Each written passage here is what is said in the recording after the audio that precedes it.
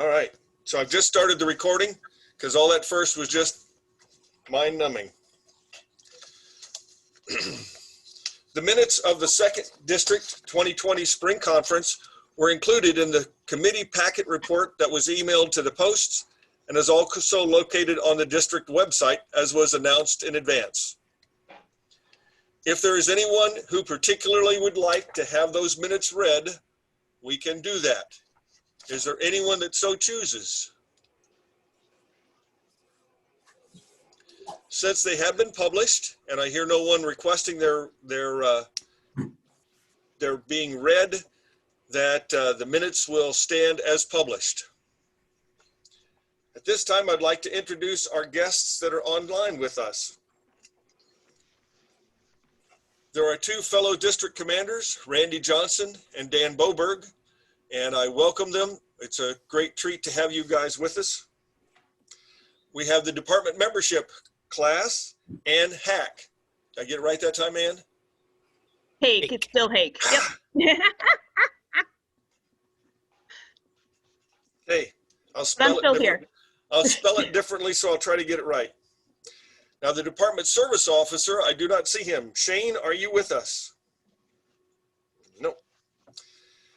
Missy is filling in for Shane. Ah, okay.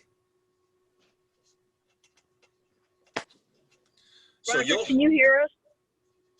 Who's speaking so I can tell you if I can? Jeff and Carmela Davis. I can hear you clearly, Bella. Yay. Okay. Department Commander James Kessler. He is with us here. Alternate National Executive Committeeman and Grand Poobah, Wizard of all he surveys, Dennis Soppy. And in representing the SAL, Mike Edsel will be giving an address for Mike Monserud. Now, I realize it's not in the way most scripts go together, but if any one of our guests would like to make an address and feel like they need to go on to do other things, you are welcome to give your address at this time. Would any of you choose to do that now or do it later in course with the meeting? This is Missy. Go ahead, Missy. If I could go, that would be wonderful. All right, you're on. All right, thank you. First of all, I would like to thank you for having me virtually here today. Fiscal year 2020 has brought on many changes to the service office. Currently, we have 5 full-time service officers. Our 2 newest members have recently completed their 2020 Department Service Officer School virtually, which is the first time ever that's been done. Fiscal year, as of July 2020, we are up to $18,730,908 per month per veteran. Total benefits received by our veterans this year is $180,693,032. The average monthly payment is $1,154.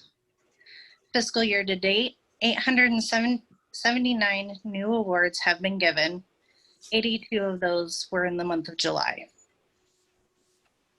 We started out the new year with travel board in March. This occurs every 5 to 7 years at the regional office and is when a judge from DC travels to the regional office and holds the hearings in person. In 7 days, our office conducted 19 hearings. Additionally, in March, we conducted 5 DROs and 11 regular BBA hearings. Once the pandemic hit, everything was postponed and later moved to teleconferences and video conferences for BBAs. Since April, we have conducted 30 DROs, informal conferences, and higher level reviews telephonically. BBAs began again in August, and so far we've completed 7 with several more pending for this month. Like everything else this year, there has been lots of change. We've all had our ups and downs, but we've learned each other's strengths and have pulled together as a team to be successful. We currently serve 64% of the veterans in the state of Iowa who seek representation and get new veterans every day. We've learned to adapt and overcome all the issues that the pandemic has created. We would like to thank the commander, all the districts, and the posts for the continued support. And at this time, I would like to open it up for any questions.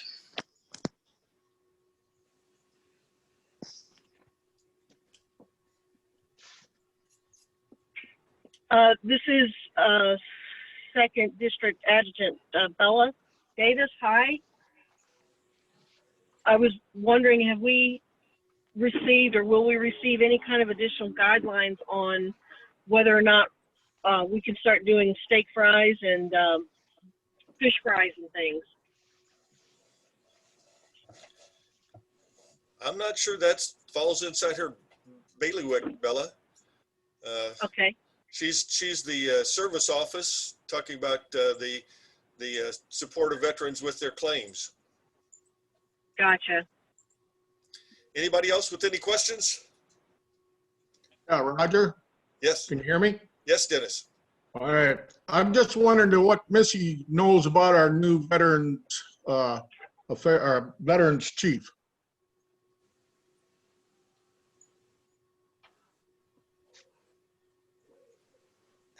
When you're referring to the veterans chief, who are you? The new director that we have.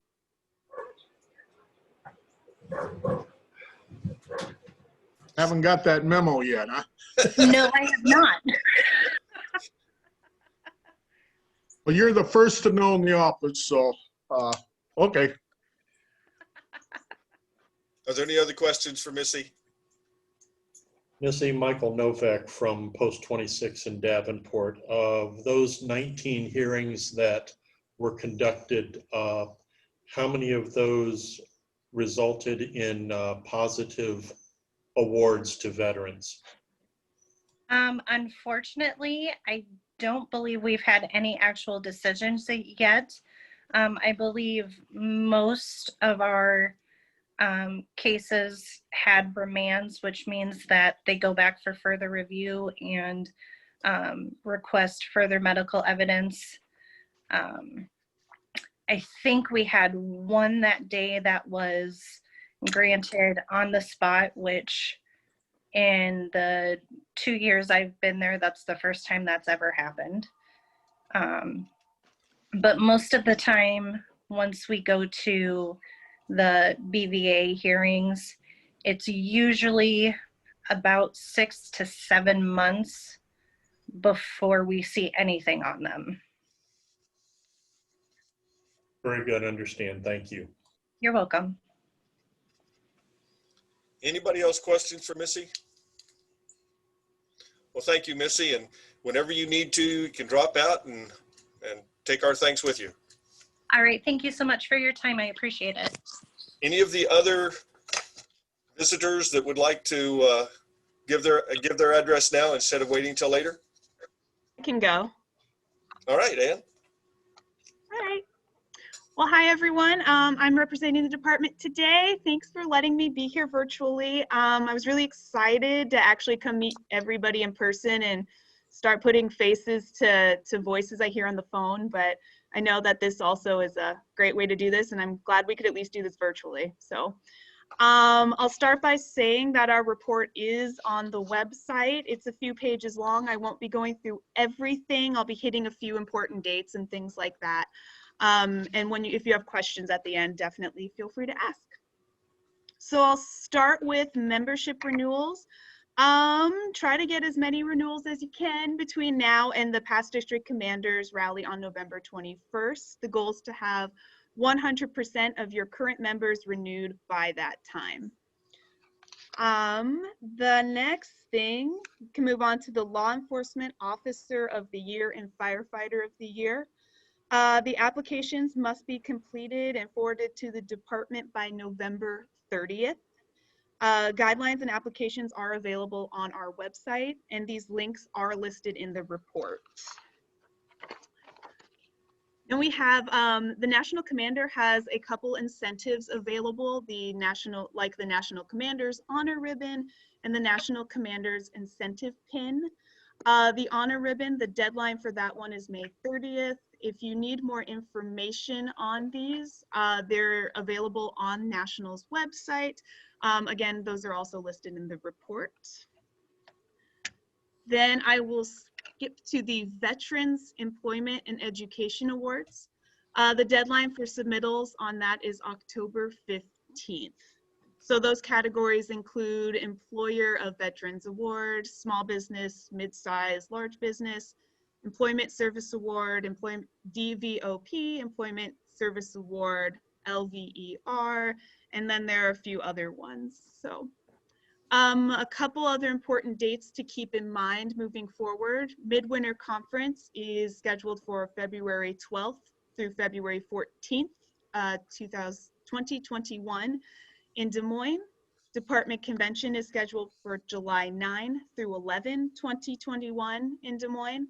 And then National Convention is scheduled for August 27th through September 2nd. And that looks like it'll be in Phoenix, Arizona. Fifth grade flag essay contest. Applications can be found on our website. Posts will forward a winning entry to their district children and youth chairman or district commander with a signed participation application by January 2nd, 2021. District entries will be judged and sent to department by January 22nd, 2021. Baseball 2021 department baseball tournament will be scheduled at the midwinter meeting in February. And something else to note with baseball this year, anyone 18 years or older volunteering or coaching the department match must pass a background check and abuse training. There are no exceptions to this as it is required by law for this sport. Educator of the Year nomination brochures are not available on an information table as we don't have one. But they are available online and must be received at department by April 1st, 2021. I'm gonna break into My Legion for just a second. So if you aren't familiar with My Legion, you may want to check it out. It gives the post lots of, there's a lot of things posts can do on there. You can see the members that have renewed online. You can generate your roster. You can submit your CPRs. One thing that's really big for that is you can process your membership electronically. So instead of sending it in to me, you can do that on your computer at home. My Legion is scheduled to transform into a newer platform later this year. We don't really have any details at this time, but I'm sure more will be available as we move forward. Next, we have junior shooting sports. New team affiliations must be completed by December 31st, 2020 to be eligible for the 2021 department match at Camp Dodge, which will be on March 20th, 2021. And for this one, again, anyone 18 years or older volunteering or coaching the department match must pass a background check and abuse training. For scouting, applications are available at the department's website. Submission deadline for the 2021 Eagle Scout of the Year, Adult Boy Scout of the Year, and Adult Cub Scout of the Year is March 1st, 2021. Then we move on to oratorical. Information will be mailed to the post adjutants. Applications are available on the department's website. The contest deadlines, local contests must be completed by December 6th. County contests must be completed by the December 20. District contests must be completed by January 10. Area contests must be completed by January 31. And new first and second place district finalists may advance to the area contest. Then we have boys state. Dates for the 2021 session are June 13 through 18. And posts need to make reservations online through the department's website, and that link is listed in the report. You can send your check per mail to us here at 720 Lion Street, and that address is also in the report. Final one from the report. Definitely check out the National Emergency Fund, the NEF. This was established to meet the needs of post or individual members of the Legion family in areas stricken by natural disasters. These forms are available online, and it's one of those things where you must be displaced from your home. But if you do fill out this application, definitely make sure to have any documentation you can. So make sure to have things like photos or receipts of these expenses from being displaced from your home. And then finally, we just want to remind everyone that even with the pandemic, there are still programs that you can conduct, and Legion business can continue. So try to be creative with the ways you're doing things. You know, I mean, obviously we're doing this by Zoom, so, you know, think outside the box a little bit, how you can accomplish things, or, you know, what you can do in place of others that maybe you can't do at this time. So, and that's what I have right now. So thank you very much. And if you have any questions, I can see what I can answer. So any questions for Ann Hake? Thank you, that was perfect. When are nominees supposed to be in for Boise State? Boise State, let's see.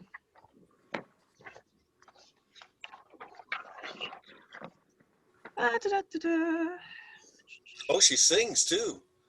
Oh man, you don't want to hear me at work. You know what? It doesn't say in the report, and I don't know for certain. It probably is on the calendar, but since I'm on my laptop, take me a few seconds to get to it. If you want to call me on Monday or just shoot me an email, I can look into that and get you that information. Okay, thank you. Well, let me divert that one just a little bit. Or that. In another place in this meeting, I'm going to talk about Jim Crowley taking Cecil Aldrich's place. Cecil I've not caught up with him because all the phone lines being down and stuff such the derecho, but he'd left me a voicemail saying he needed to step down from the position of Boise State board member for the district. By what Don told me, and Don, if shake your head no if I've got this thing wrong, we can appoint for the remainder of Cecil's term from this body, and I believe the executive board can do that. Is that correct, Don? Well, yeah, I mean, we would vote just like we would appoint the person. We vote on the person at the district, but then they're ratified as a board member at the convention, just like all the rest of the board members are. Yes, we can appoint here, but then they wouldn't be officially ratified until the department convention. So with all that having been said, Jim now has the ball. And Jim, do you happen to know the question of when I think the early bird submissions, the question that was asked? I really don't, Roger. I try to get, I'm going to go out and, well, I'll talk later, but no, I don't answer your question. No, I don't. I got it in front of me here. Boise State post reservations open October 1st, 2020. Early bird reservation deadline is December 31st, 2020. That's right. Refund request opens on January 1st, 2021. And delegate registrations opens January 15th, 2021. Delegate registrations and post refund requests close April 1st, 2021. Thanks, Jeff. All right, you got it, because I didn't have that in front of me. Thank you. Ron, does that answer your question? Yes. Okay. Any other questions for Ann Hake? If I say it enough, I'll try to remember it. Okay, well then Ann, you also may depart whenever you would like, or you're welcome to stay and share in the humor. We'll have more fun, and I don't have any cake for people later, but maybe some virtual donuts. That's the best I can do. Oh man, that does sound good, but I'll thank you guys though for letting me come. So one of the things that I had put into my script that we run by was for Don to show on the website where the packet of information for this meeting is held. So Don, would you go ahead and do that?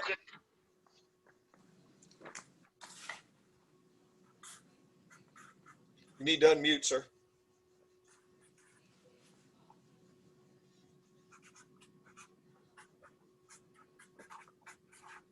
Don, there we go. Still keeps telling me host disabled participant screen sharing. Okay. Try it now. Oh, that works. Okay. Sorry. All right, this is, of course, the district website. If you scroll down on the start page here, updates, we talk about the fall conference, information Commander Rogers put out, and right down here at the bottom, we've got the district report packet, the department headquarters report, and then the department service officers report, all listed right here. Thank you, Don. Anybody have any questions with that? Okay. Okay. So would any of our other, go ahead. Yeah, Commander, this is Dennis. Can I give my little spiel now? You may, sir.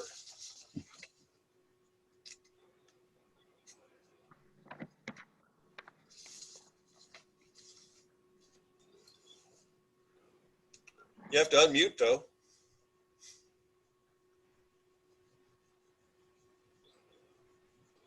Dennis, you're on mute. He sounds better that way. Maybe that did it. That did it. Okay. Well, I don't know, Commander, all that grease you laid out there, I hope I don't fall down now because I'll never stop sliding. You know? It's good to share a little bit of time with Second District. I wish we could meet in person, but you know what's going on. I want to bring you greetings from our National Commander, Bill Oxford. He's been busy working and trying to get things under control and work as best we can under the situation that we're in. There hasn't really been a lot going, well, I shouldn't say that. There's been a lot going on in Indianapolis, but as far as bringing people in to vote on things and to get things going, it's all being done virtually. It's quite a change from what we're used to. It's probably a good thing. You know, in the state of Iowa here, the strategic planning's been talking about it for a number of years. And guess what? This kind of brought it to a head and we got to doing things virtually, and I think it's a good thing.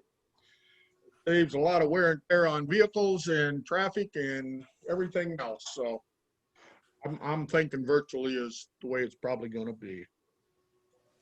We haven't had too much going on at National right now.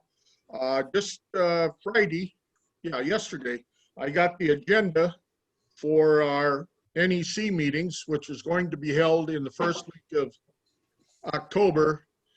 But the only one, that'll all be done virtually, and the only one that'll be online will be our NEC man, Jerry Sieben. They've limited to just 53 or 54 people, and that'll be all right. We've got 19 resolutions that are coming up.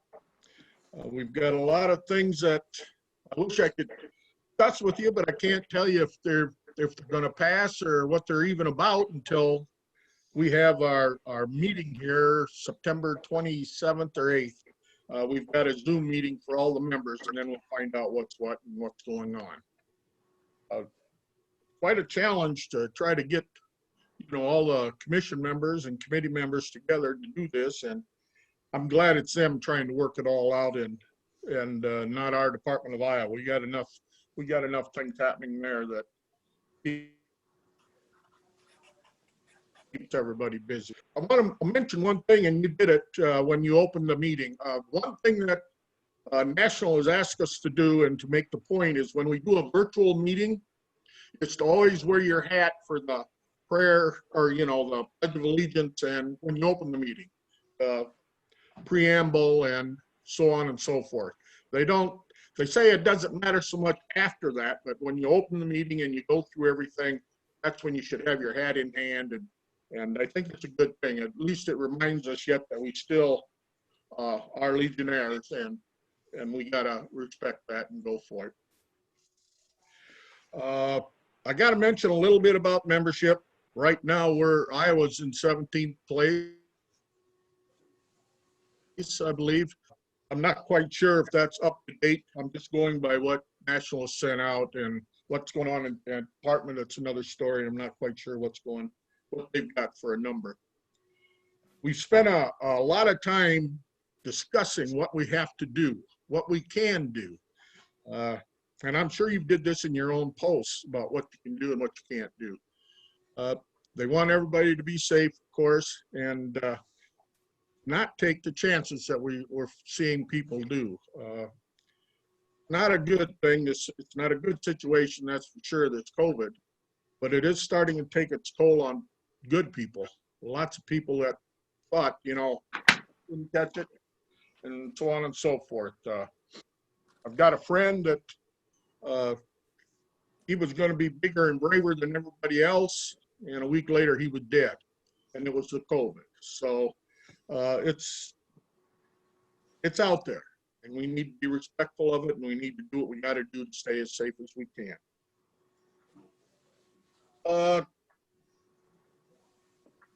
We do a lot of things, going back and forth and talking about things and talking about whatever issues might come up. But as long as we got dialogue, we're working, we're moving forward, and that's what we need to accomplish.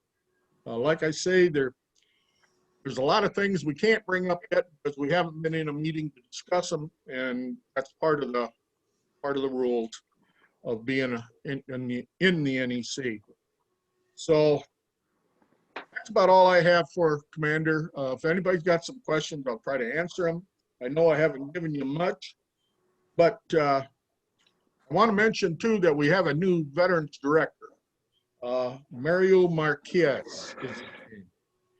I probably shouldn't have strung it on Missy, and I'm sorry about that, but that's a memo I just got Monday or Tuesday, I guess, somewhere in there.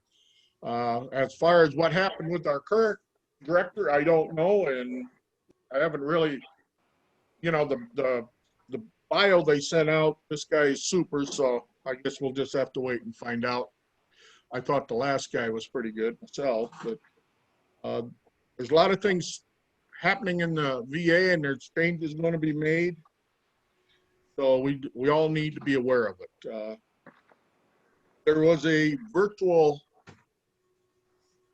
meeting on the VA on benefits and what's going on, and I'm not sure when it is, but I think it's coming up here in the next couple weeks, and I don't have that date in front of me as yet, but just check your emails and your Facebook and department website, and they'll probably have something on there about it. I would assume they would. That's about all I've got to say, Commander. If you got any questions, I'll try to answer them for you, and we can go from there. Dennis, could you repeat the name of the new Veterans Director again, please? Okay, it's Mario, M-A-R-I-O, Marquez, M-A-R-Q-U-E-Z. Thank you. Is that at the Des Moines VA? No, that's national. Under, Okay, thank you. under Trump or whoever, it's the director of the whole VA.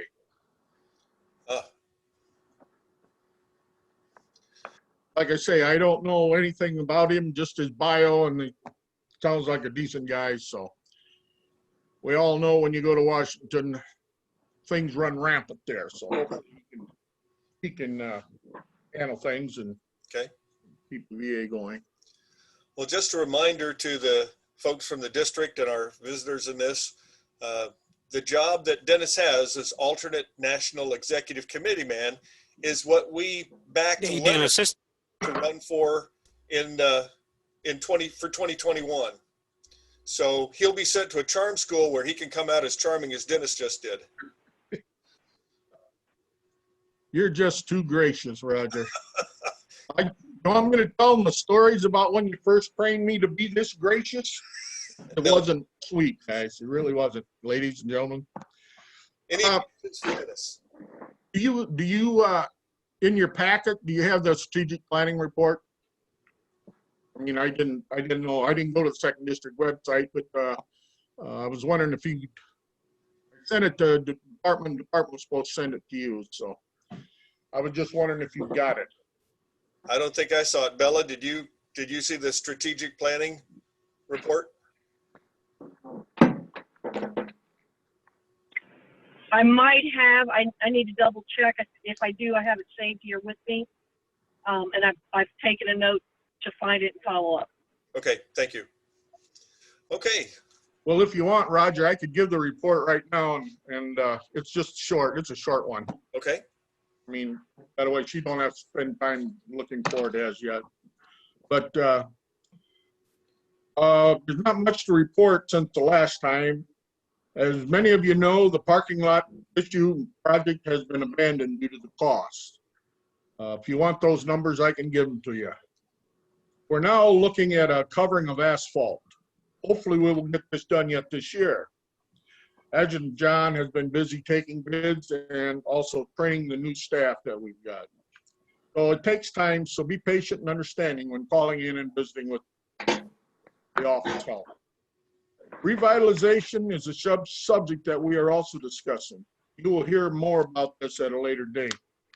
What we're attempting to do, revitalization first came out under membership. And nothing seemed to be happening, so strategic planning took it on and got the ball moving again on revitalization. And now we're probably going to move it back under membership or co-chair with membership or something to that effect. We're discussing how to put that together. As many of you know, the leadership school was 11th, 12th, 13th of September. I hope all district commanders and legionnaires interested in the Legion and leadership attended. Virtual meetings are the new normal. It came hard and fast, but we all must adapt. It is how we can learn and educate our veterans during this time. It is different, but we can still do the business of the American Legion. So far, I believe it's been working out. I know National has been having virtual meetings with all of their different committees and commissions, and some of you may have been in on some of that.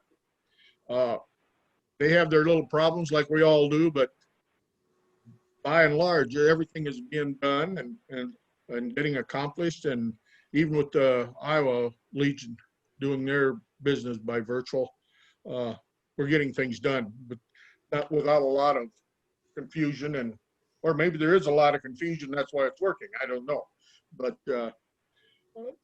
you know, it's the new normal, and I think we got to be prepared to live with it. And if you can, this old dog learned how to get on with help from my secretary, which she doesn't like, but that's beside the point. But anyway, ladies and gentlemen, thank you for the time, Commander. Thank you for the time. I know you'll have a good conference. I'm going to stick around here for a while yet, and then I'll probably just leave when the time comes. I've got some other stuff going on. So, all right. Thank you, Dennis. Thank you for giving me the time. Hey, any questions on anything? Hey, Dennis, this Commander. Hey, spell. I don't know. I didn't hear any of that. Whatever. The director. Commander, you're cutting out. Mario who? I didn't catch any of that. Yeah, he's frozen there.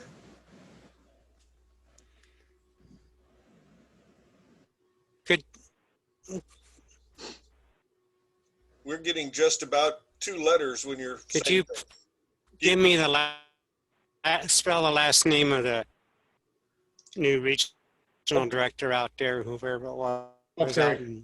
It's Marquez. M-A-R-Q-U-E-Z.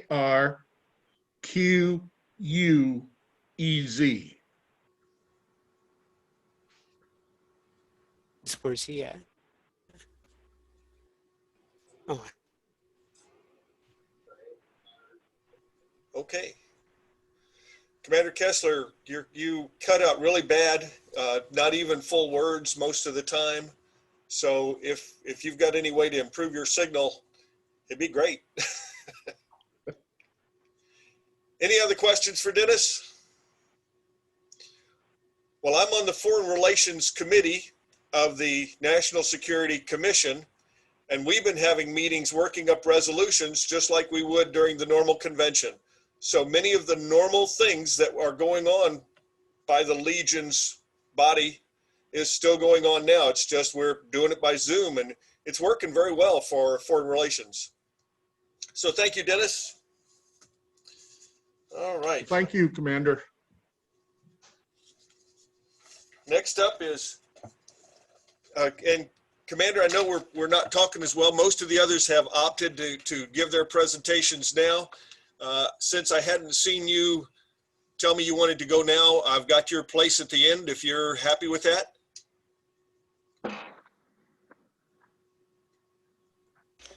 Yeah. That'd be fine. Okay, good. I'll just wait to the end. Can you hear me?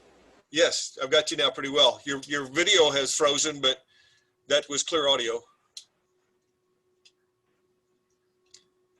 Okay, next up for our chain of business here is Finance Officer Dale, who'll give us. Okay. Well, my video says I'm moving. I don't know what yours says, but anyway.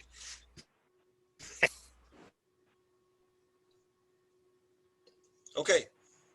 So Dale's going to give us a quick financial report now. Dale, you're on.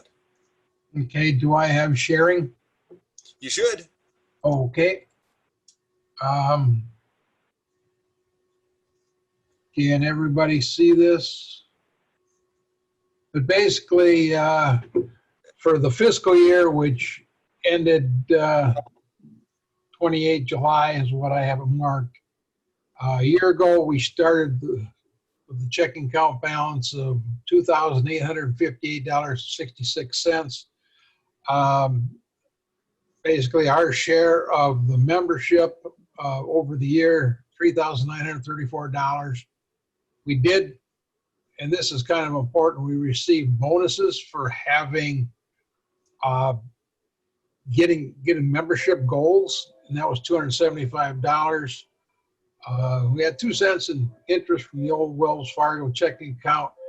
Baseball donations, Dyersville donated $200 from one of their fundraisers, and we received $54 from the Colonel's baseball game. We transferred $2,000 from the investment fund CDs. And so our total income for the year was $6,465.10. Of the $2,000 that we transferred, that we gave $1,000 each to Boy State and the American Legion Foundation. The rest is there if anybody has a question. We had a ending balance of July 28th of $2,747.74.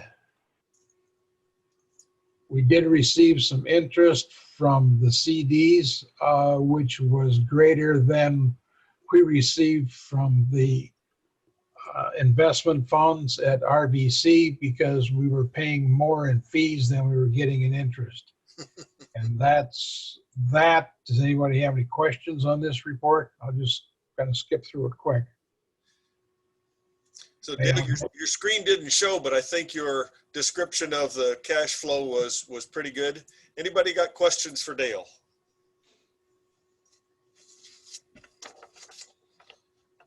If not, I will entertain a motion to receive and file the financial report subject to future audit. Motion by Tilgen. Second by Carmella. And just so everybody knows, the usually in the past, the audit of the second district was done in September. This year, I recommended we have the audit, and it was held on the 19th of August. And the reason I requested it be done in August was that way it could be presented at the fall conference that the previous year had been audited and that was a successful audit. Okay. Well, in fact, following you would be Larry giving a report on the audit. So would you just say it was a successful audit?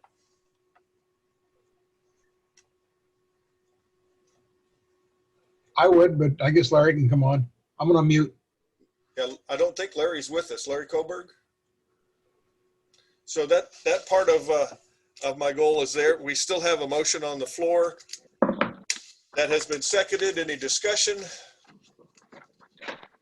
Okay, we're going to do it again by the negative vote. All those who do not approve of that, please make it known. And remember, Dyersville, you're on mute. So if any of your members object, you need to make sure and let me know. Same thing with Davenport. So anybody that objects to that report being, say the right things, that we receive and file a financial report subject to future audit. Hearing none, it's so moved. Commander, I missed who made the actual motion? Don Filtgen. Correct. Thank you. Okay. So now I'd like to have our membership chairman, Don Arns.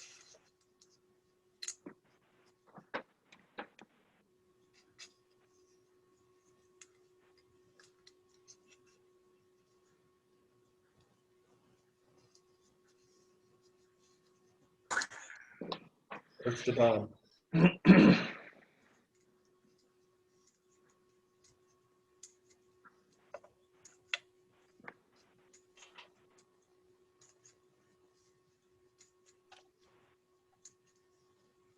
Okay, there. I needed to get back around where I could unmute myself.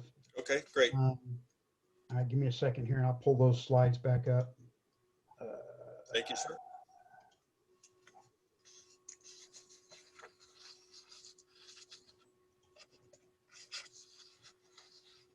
Okay, our district's goal this year, as everybody can see, was 6,372 members.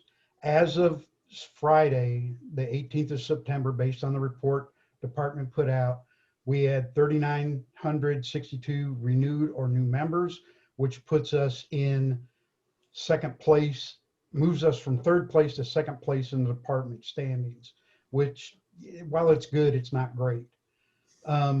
To answer the question, or to kind of touch on what I think Dennis mentioned, I was looking at a national membership report dated the 17th of September that showed Iowa in 7th place. So we may be doing a little better than we think. The membership plan, something we're looking at doing this year is we want to focus on certain groups of unrenewed members in given months. September, we'd like all the posts to look at the members who last renewed in 2018 and go out trying to find out what it is, what caused them to not renew, trying to bring them back in the fold. In October, we're looking at the 2019, last renewed members who have dropped away. And then in November, we're looking at 2020 members. Now, at the same time, we don't want to completely disregard our 729 members, because we always want to try and get the members at large in the department into our posts, where not only their dues stay at the post level and help with our post funding, but it also gives other folks to help with the workload at the post. 100% by 31 December.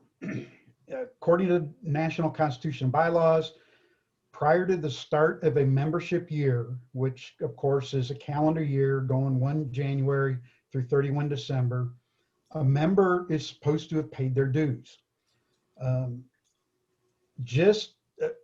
What we'd like to do, and I've brought this up the last few years in particular, maybe we can make it happen this year, is just like we were the only district in recent memory to do 100% turn in the consolidated post reports.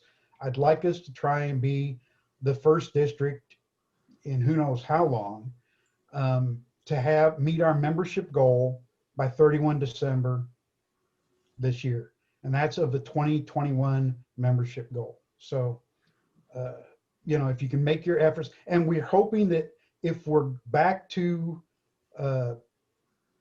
where we're focusing on these past members who dropped out for whatever their reasons, and we're trying to bring them back in, we're hoping that's going to help us in our efforts.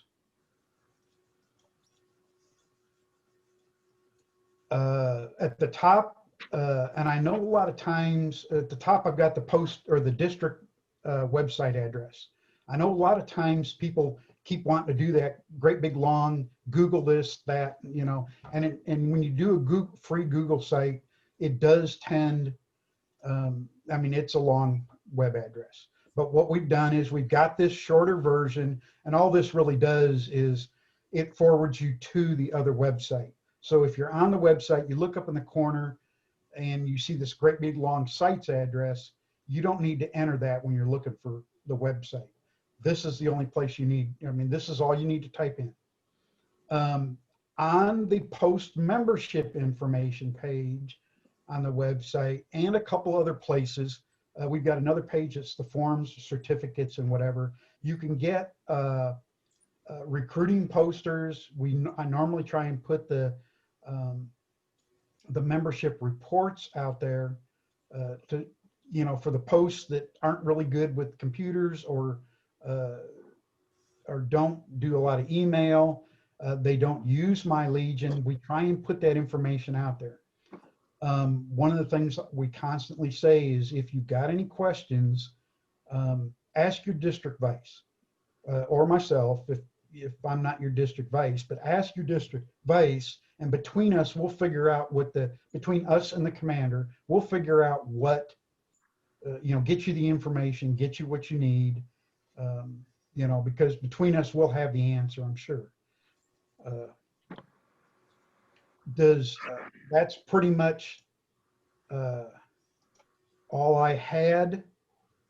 Does anybody have any questions regarding membership for me? Yeah, Don, what was the date on that membership report you had? I found one on the national website that was dated 17 September, and it showed Iowa in 7th place. I think they put them out more often, I know. It's just you don't always find them on the national website. But that was the one I did find the other day when I went looking for one. I can forward it to you, Dennis, if you want me to. No, you don't have to do that. That's the same one I've got in September 17th, and it's got you at 17%, or Iowa's at 17%. So somewhere we got a letter either added or subtracted. So that's all right. Well, yeah, that or, yeah, or they could have put out a report and then updated one or something. Yeah, you're right.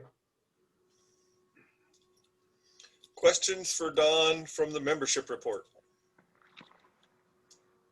Okay, you'll notice Don's got a different color hat on. Recently, Commander Kessler has asked Don to be his historian. So he had to buy another funny looking hat. Next up, we've got legislative with Bob Felderman. So Bob, if you would like to give us a report here in this election year.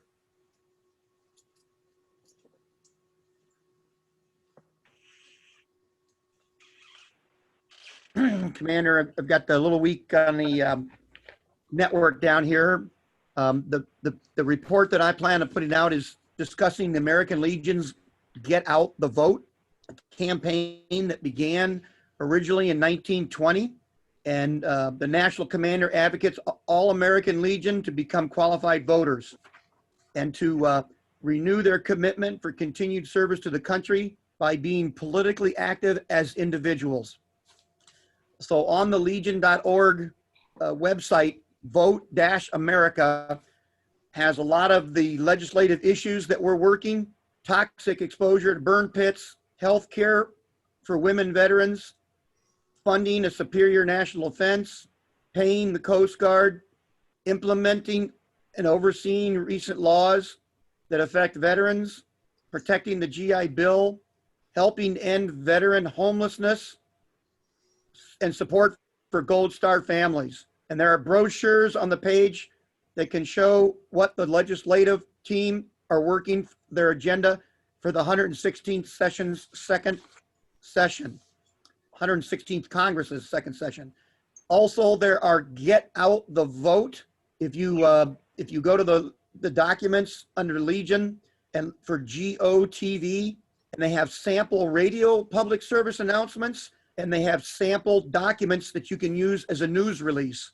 And they include something about the American Legion, so you could use your post, launches voter registration campaign. So some of them are doing voter registration, but more than anything, just putting out that we're prohibited from supporting or opposing or providing aid to any political party or candidate for public office.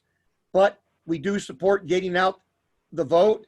And so we hope that everybody will get registered and vote in the election day of 2020.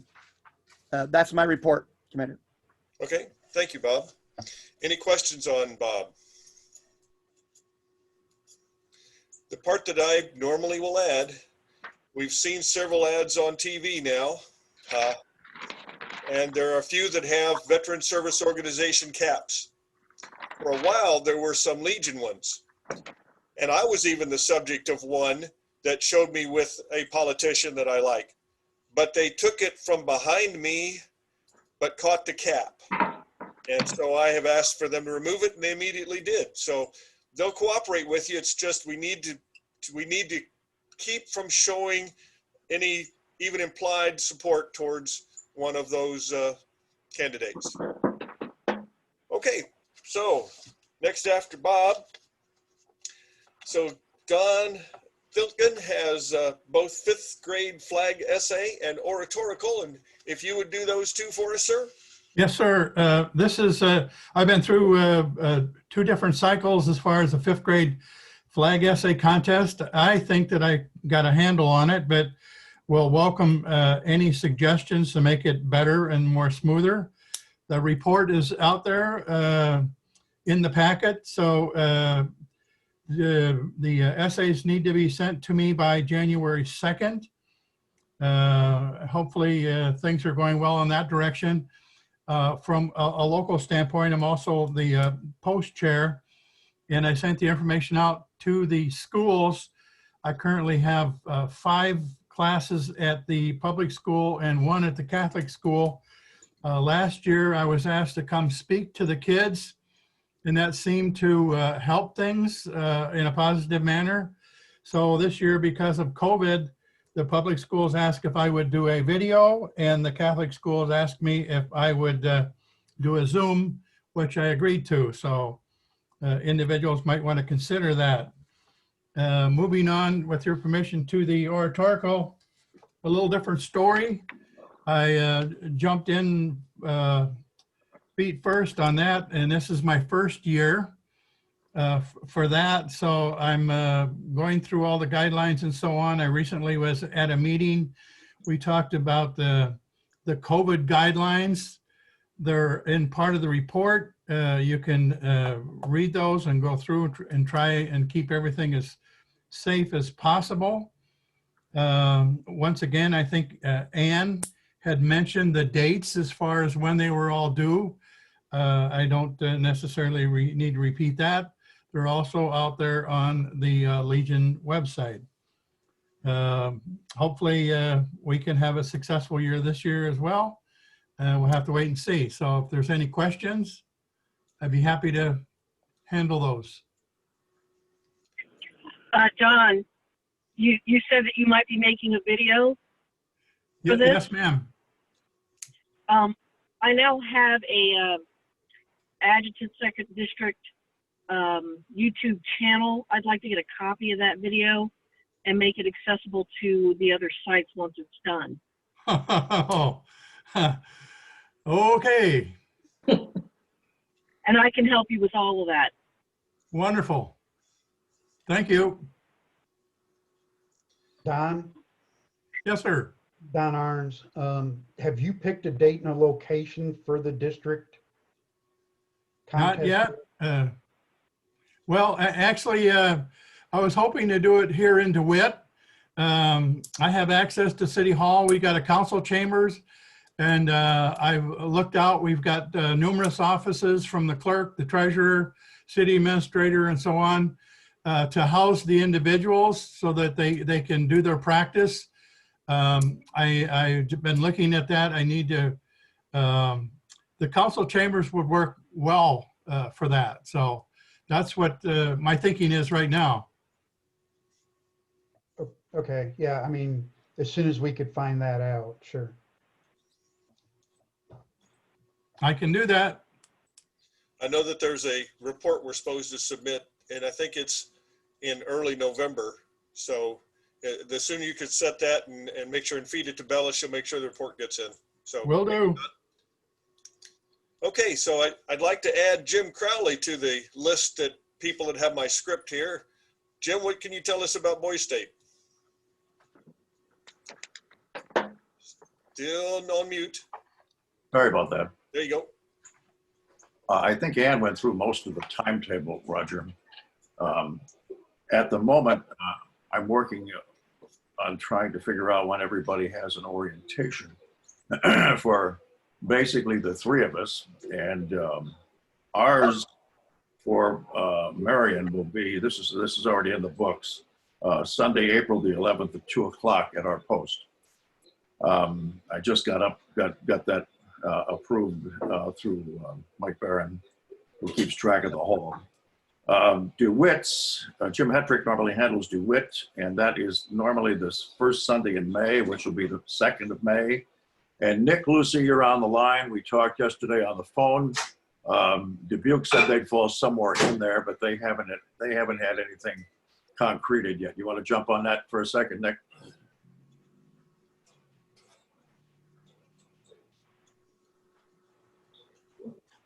Can you hear me now? Can you talk about that for a second, Nick? Yeah, can you hear me now? Yeah, go ahead. Yeah, we're in the process of reorganizing our entire Americanism committee. So we'll get back to you as soon as we can within hopefully a couple of weeks at the most, so I can get the word out. And we will always do one here in Dubuque, a Boys State orientation. And we'll squeeze that in between Cedar Rapids and DeWitt's agenda, but we'll be working on that shortly. All right, thanks. Roger, is it good for me to give that to you to put like on the district website? Actually, Don's the webmaster for that. Okay, so Don, I'll get it to you whenever we get everything, or don't get everything concreted up there. I just pulled up again the timeline and deadline. I haven't done that for myself yet. I normally go out to the schools in my particular to recruit on the first part of October, so I'm almost there. And the deadline for fees to department is December 31st. This is all in the chairman's handbook that's available on the department website. $250, and then the fee goes up to $300 after the 31st of the year, January 1st of next year. They'll open, the registrations open after the 15th and close on the 1st of April. And the other things there are all pretty much in the handbook. For those of you chairman for your post, you can find everything that you need to know in there. Myself, I don't really have a lot going on until we get these dates firmed up, and I understand that's rather important. And we'll do that when we get some feedback from Dubuque. And then Don Arns, I'll let you know that when the time comes. So Roger, other than that, there's not a whole lot for me to talk about at the moment, unless anybody has anything to ask. All right, thank you. Polly Graham was going to be with us to discuss merit awards, but the merit awards is just a request, and she sent the things to me. The 2nd District 2021 Merit Award application for graduating seniors is available and posted online. Don, you've got that online, right? He's nodding his head yes. The high school list where applications will be distributed is being updated. So if anyone has a by name point of contact or email address for guidance counselors, please email it to Polly, and her email address will be part of the minutes of this meeting. and the application suspense is 15 March. So our merit awards is pretty successful in the great scheme of things.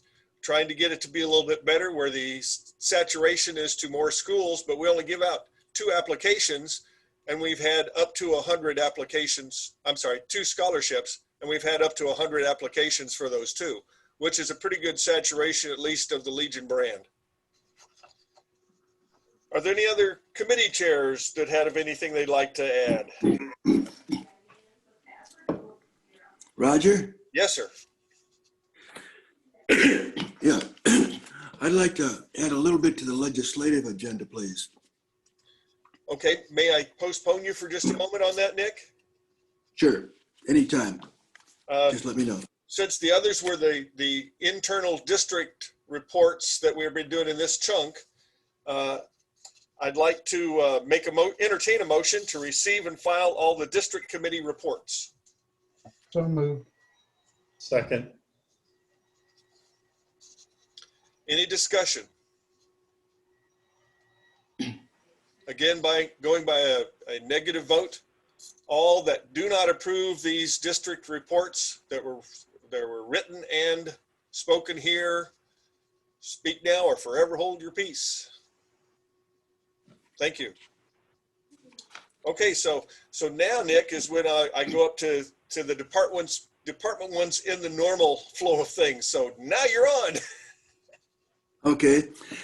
Yeah, I just want to add something here at the department level and why it's essential that we get more people involved at the district level, as all districts ought to be doing, to enhance our legislative agenda. There's 8 different things that we are concerned about at the department level, starting with millions of dollars that we're vying for tax dollars, competing with especially schools and other labor costs in the state. But let me just run down this list of 8 things why we need to get more involved and be in touch with each of our legislative representatives at the local level. And that means from the county level right on up. The county supervisors oversees the County Veterans Affairs Commission. They each get $10,000 per county, so that's almost $1 million at the county level of state money for a training session for those county commissioners.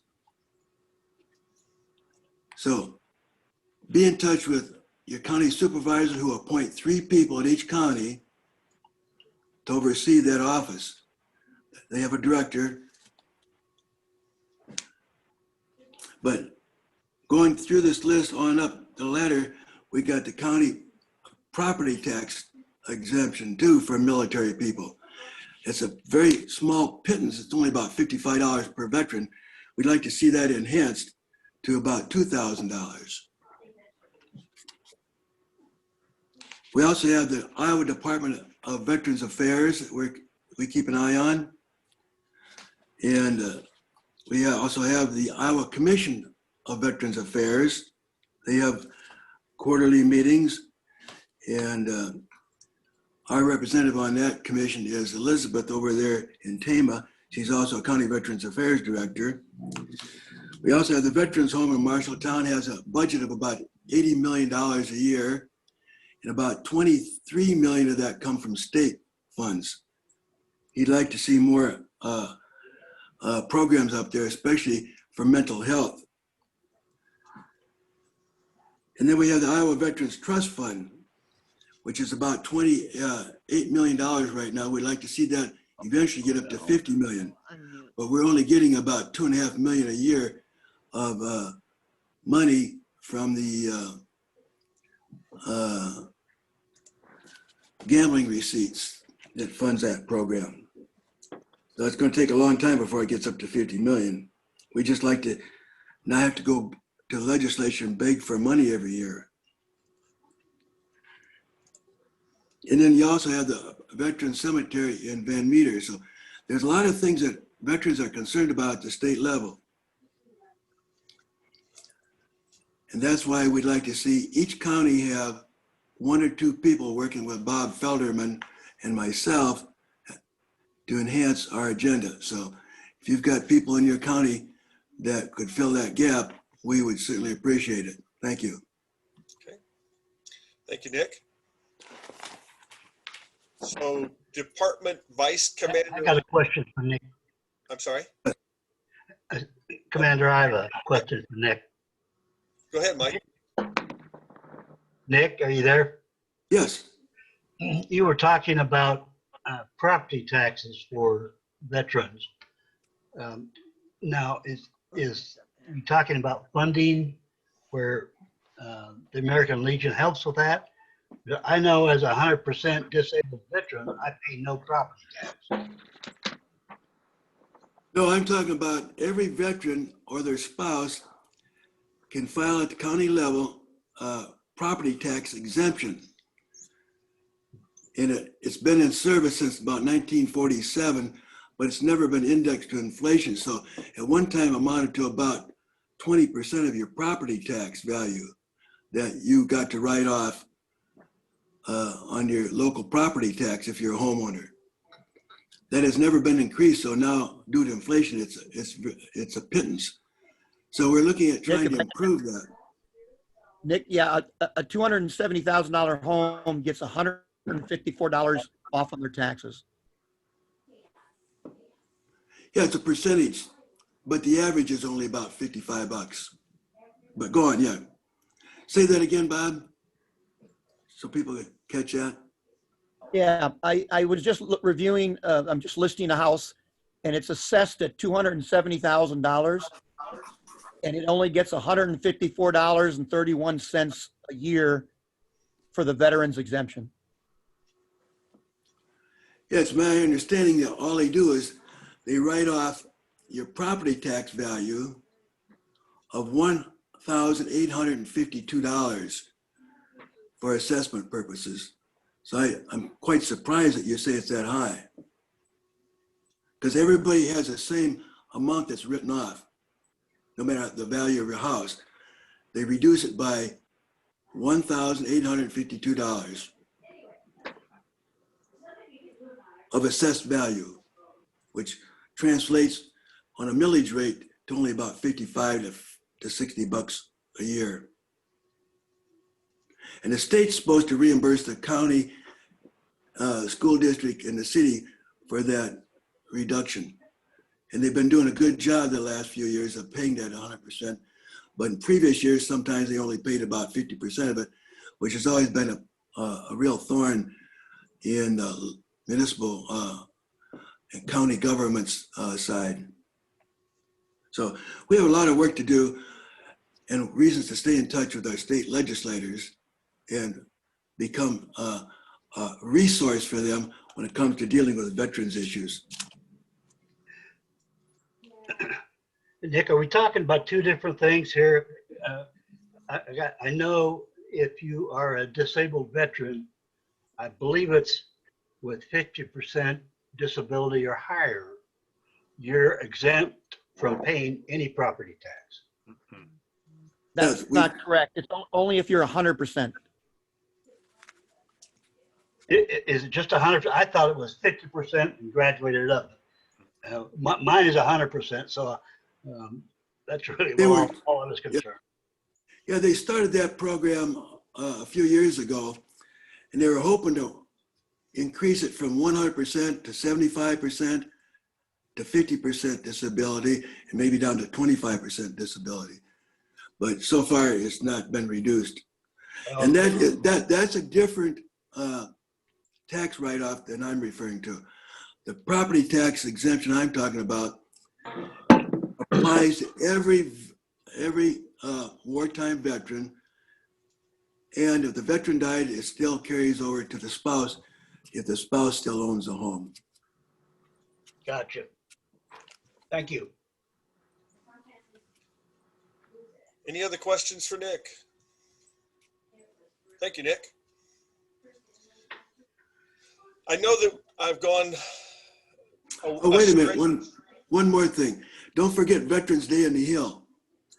Veterans Day in the Hill may take place if we don't have a virus problem, but that's tentatively scheduled for January 20th. It's the second week after the legislature convenes, and the session starts this year, as always, the second Monday in January. So we do 2 weeks later on Wednesday, Veterans Day on the Hill. We go down there and visit with the governor and our legislators. So I'd like to see a larger turnout for that too, please.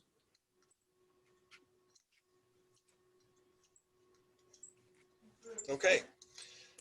I know I don't follow the true protocols of what John Durner has given us in introducing and allowing people to speak.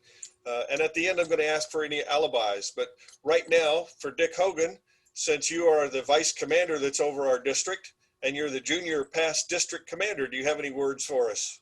Few words, if maybe. Well, nothing specific, Roger. I wanted to say something later. I know it's not our district, but about a post next to us that's having some problems. But that can wait till later. I've been a little out of commission with the derecho because I just got phone and internet back Tuesday. But I've been trying to keep up with things. I've talked to a few posts on the phone about various things like membership and so forth. But other than that, not too much going on.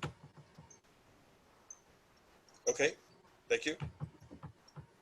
Roger, this is Dennis. Yes, I need to make a retraction. Okay. I just got a text from national headquarters, and they left out a couple of words in their original text that they sent me on the director.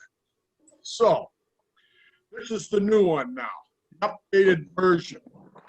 And it comes from our national adjutant, Daniel Wheeler, that Mario Marquez is going to be the new director of Veterans Affairs and Rehabilitation within the Legion, not taking over for national.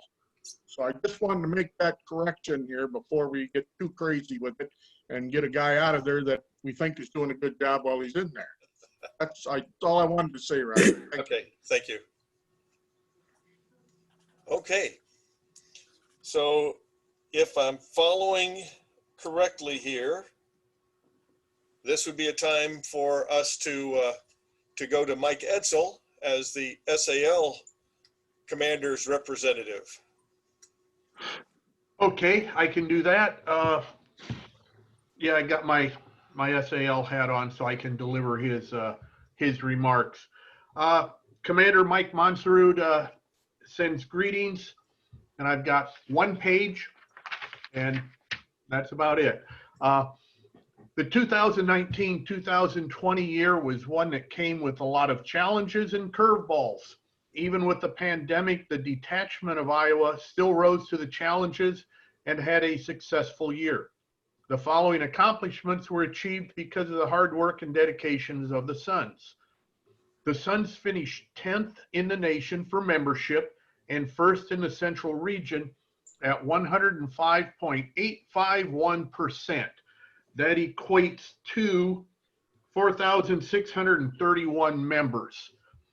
Renewals were 5th in the nation and first in the Central Region at 92.59%. We had an all-time high in membership and chartered 8 new squadrons.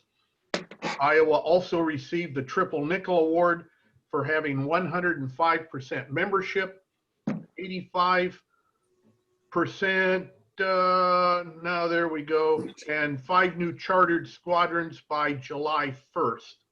This is Iowa's 5th award and leads the nation in this award. Iowa also had a Sons member receive a national award. Dennis Theobald from Squadron 27 in Muscatine was awarded the George B. Evans Award, which is for someone who goes above and beyond to advance a state's priorities and legislative affairs. The detachment of Iowa also doubled their contributions to the Child Welfare Foundation. We now have a new year and a new goals to obtain. I would like to have a renewal rate of 95%, and I believe with that we can meet all of our other goals of membership. With the pandemic still around affecting our communities, I'm asking that efforts and monies be donated to be spent in your communities. I'm asking us all to be Iowa strong this year and take care of the communities that have supported us through the years. If you wish to donate money, I ask you to donate to the National Emergency Fund. The fund helps our members when there is a national emergency. Remember to take care of our veterans, and you may have to change the way that you do that, but we'll get past this and come to a better organization, come out a better organization for it. Respectfully submitted, Mike Monstrod, Commander, Detachment of Iowa. That's the commander's remarks. We know the Sons do good work, and they've proved that with their efforts. So with that, Commander, thank you for your time. Thanks, Mike. I'm done. Any questions of Mr. Edsall? I have just one addition there as the SAL district chairman. About a month ago, I called Ann Hake. Is it Hake? Anyway, I don't know if you're all aware, but the SAL squadrons do not receive their dues cards until they mail in their officer rosters. So in the district, Ely and Mount Vernon have not mailed in their officer rosters. So if anybody's got any contact down there and you want to get a hold of them, that would be appreciated. Thank you. Yeah, I'll talk to my adjutant about that. I sent a request to him and I saw the deadline upcoming, so I'll follow up with him. Okay, thank you, Jeff. Any other things for Mike? Well, Commander Kessler, it's my understanding that normally at this point, we either hold you to be the last dog that really talks other than the administrative comments, or if you want to go now, it's up to you, sir. Your choice. I can go now. Can you hear me good? Yes, did you say you could go now? Do you hear? I can go now if you so like. That would be good, Commander. I'll just go ahead and give my report now, or my. Okay. Okay.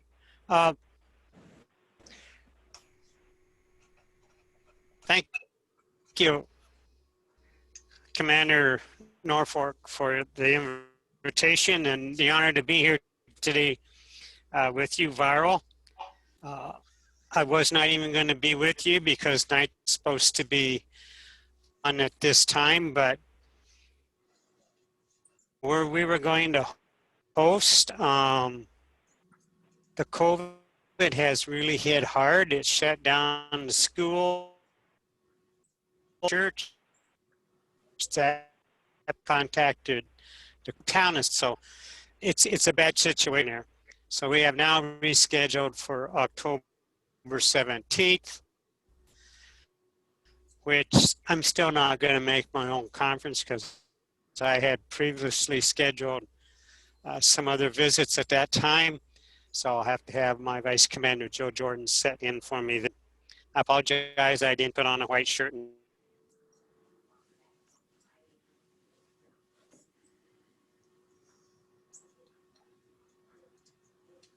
Commander Kessler, your showing is muted now and you disappeared for a minute. Your connection is very weak.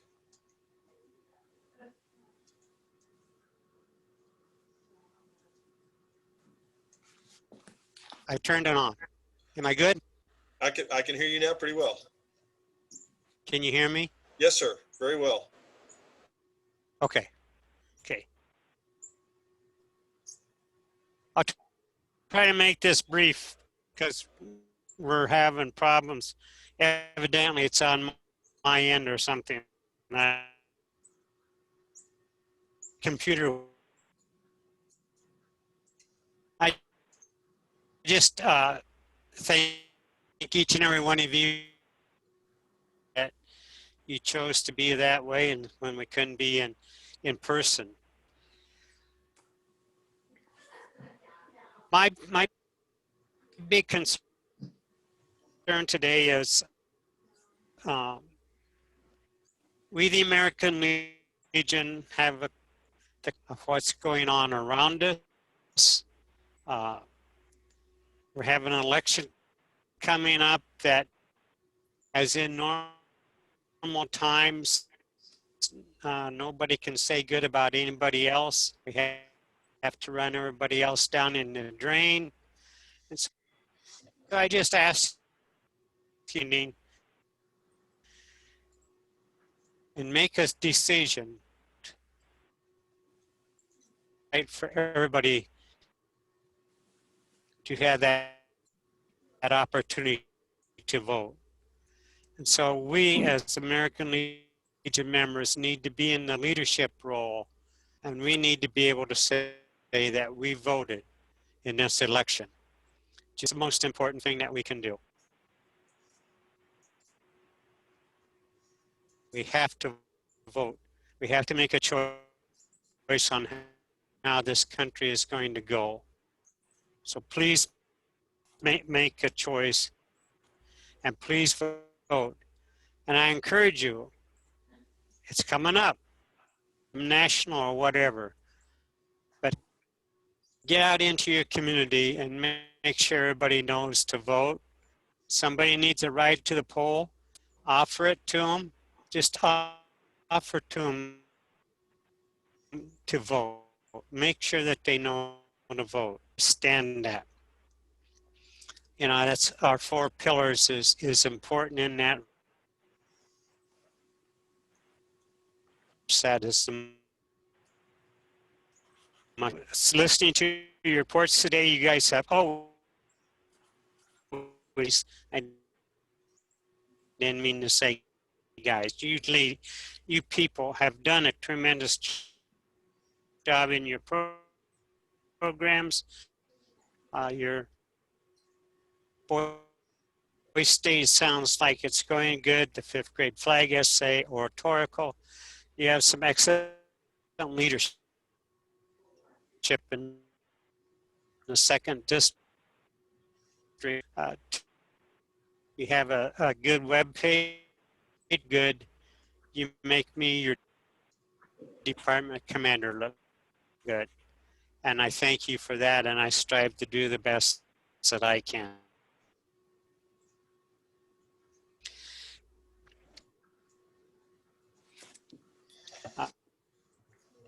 In the past, the elementary school close to trick or treat day that they can take home and they have a safe Halloween experience and not have one that's bad. At least we try to do our part of safety in it. I want to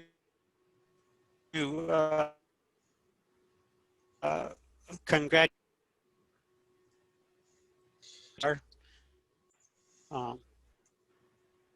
I understand my links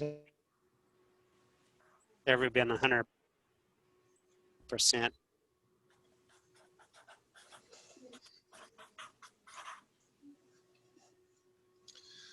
Good.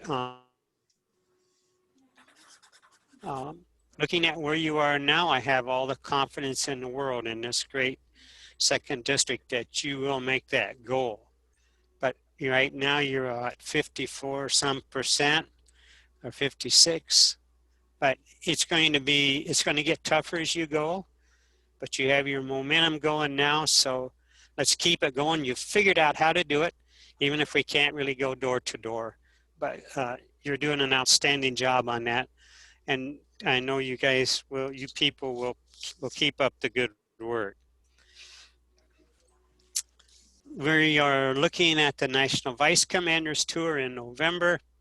We're going to be on the eastern side of the state, touring some different places. I don't have that full schedule yet. We hope to end up with our turn in at the Marion Post, and right now I know that is close to the public. So we're looking at some different things. We may end up going viral with that yet, but we hope that we can be in person if we can find the right location and do some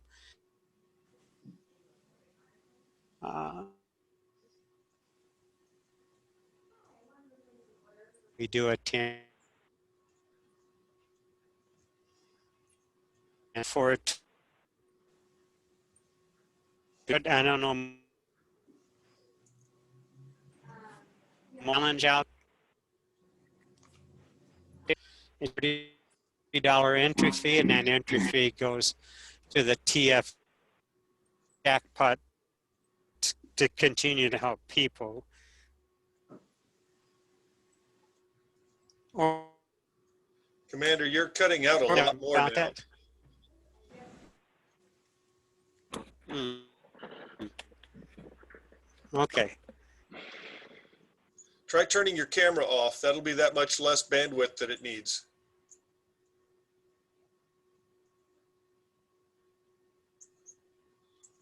Okay. Can you hear me better? Not much, sir. We're missing about half of your sentences now. Can you hear me at all? Yes, but, Okay. but you cut out a lot where we're not hearing all of most of your sentences now. I just got a text.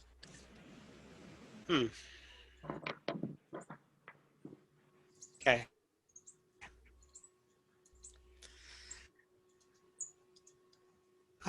If it don't get any better, I'll just quit.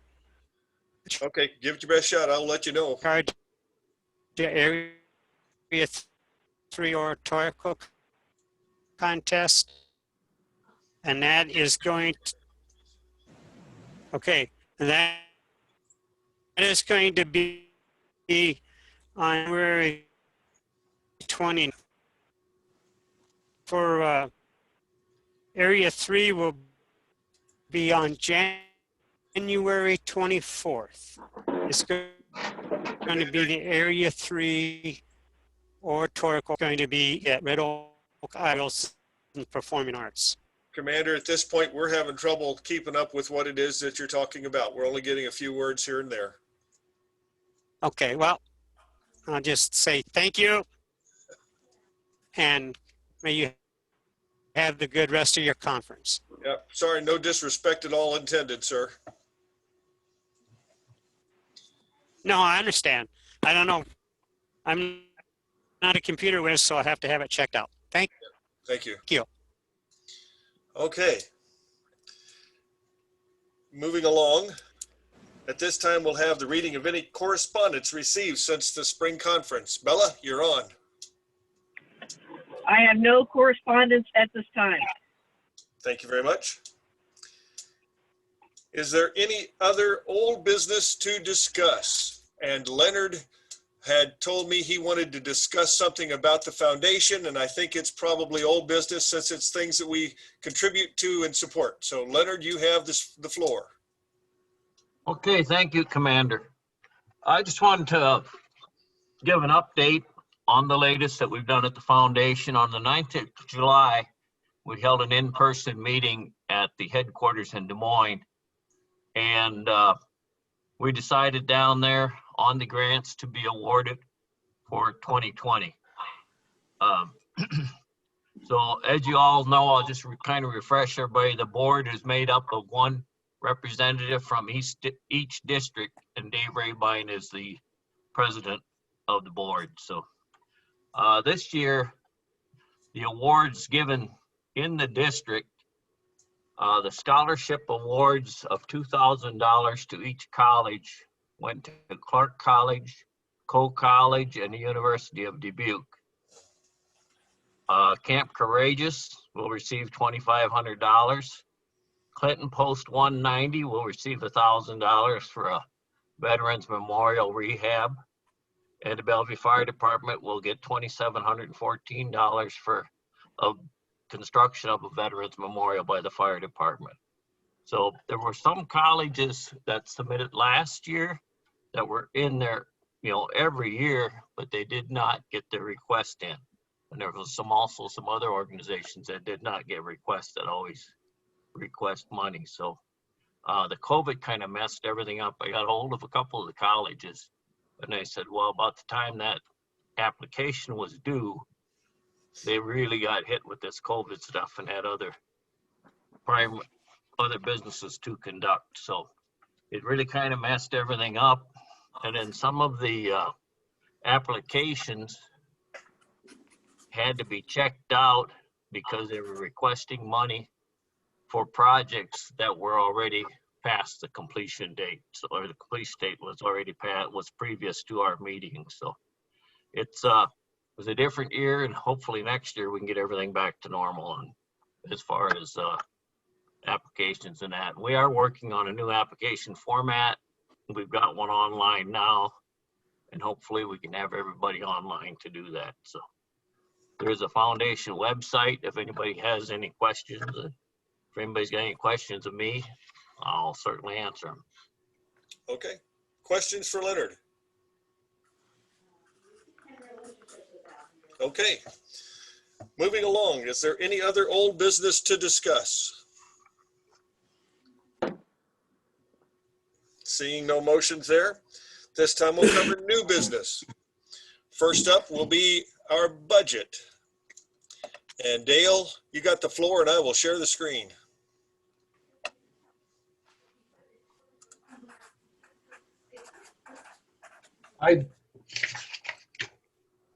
Let's see if I can find that email you sent me. There you go. Go. It just went nuts on me when I hit that. Sorry. Don't you hate it when that happens? Well, it shouldn't have. I thought I was just telling it to show me this. There we go. Unless, as far as I know, this is the latest budget that is proposed.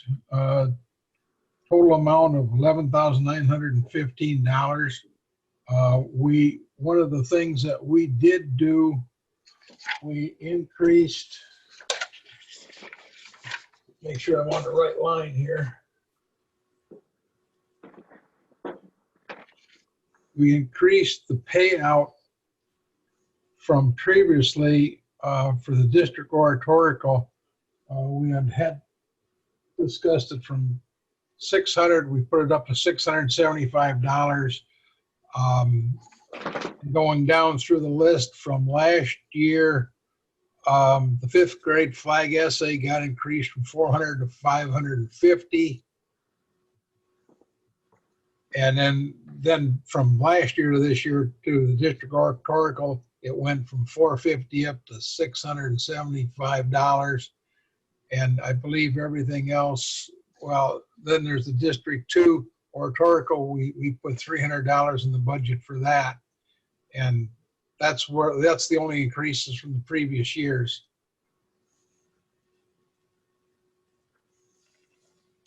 So I guess if anybody has any questions, I do not have anything additional on the budget. Okay, I will entertain a motion to adopt this budget for year 2021, 2022. Make that motion. I'll second it. Okay, so say your names, please, so that Bella can catch them as well. Don Arns made the motion. Okay. Mike Salter seconded. Okay. Is there any discussion? Like before, I'll go by a negative vote. Anybody who does not support this, please indicate by saying nay. Okay, our budget for 2021, 2022 is thereby approved. Next new business is that we need to choose our host for the fall 2021 conference. At this time, Bellevue Post will host the spring conference in 2021. You still on for that, Leonard? Yep, sounds good. There's a lot of work in preparing for them. So if we're going to be virtual, let me know and it'll save a lot of work. Yeah, and it's hard telling. We'll make that call when we get closer, but duly noted, sir. Okay, thank you. Committing to ice cream, right, Leonard? Yes, absolutely. There will be ice cream. Thank you. No doubt about it. Then good. We'll be there. So and you can have virtual ice cream in any flavor. Yeah. Yeah. So from the posts that are represented in this here get together, is there anyone who would like to volunteer then to host the fall 2021 conference? How about Marion? Well, if you belong there, you could volunteer them, but you don't. So no, you can't. Hi, Commander, Yes. if nobody else wants to volunteer, I would like to volunteer post 298.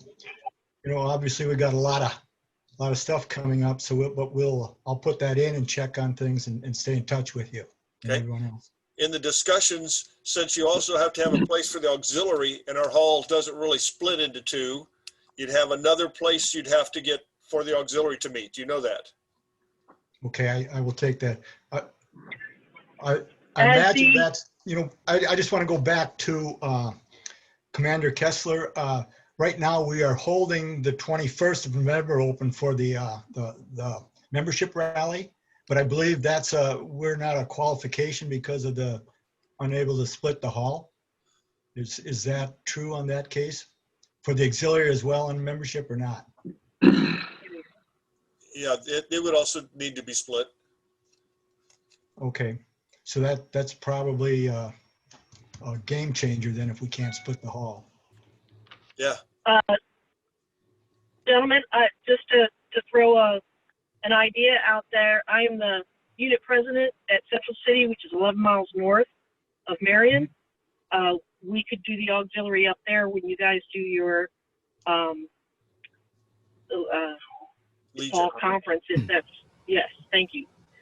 If that's an idea, if that's comparable. Commander, Yes.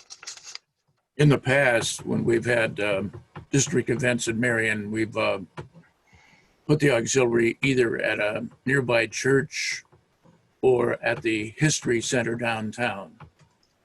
that has proven adequate to serve the ladies very well. Yeah, it's And, very close. Makes it simple. yeah. So, Dean, you might want to check that out. Okay, I will, and I'll also work with Bella,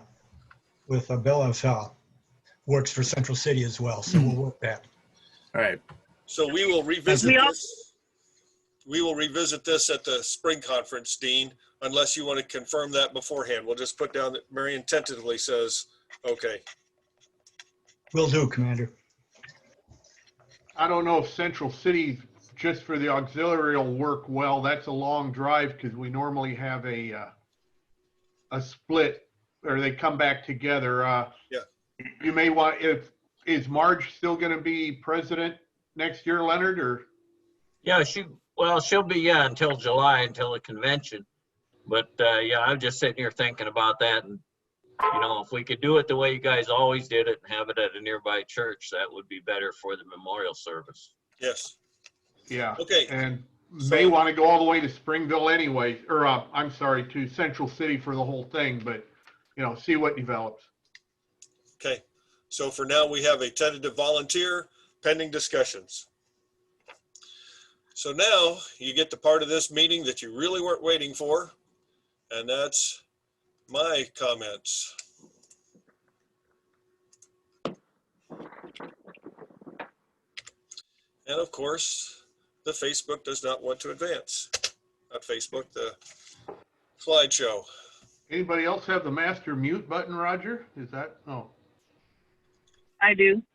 Aha. That's how I cut him out last time. So you're the one kicked me out.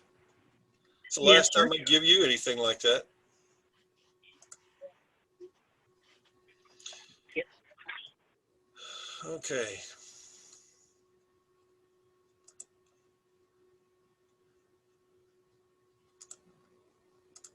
Let's try this again.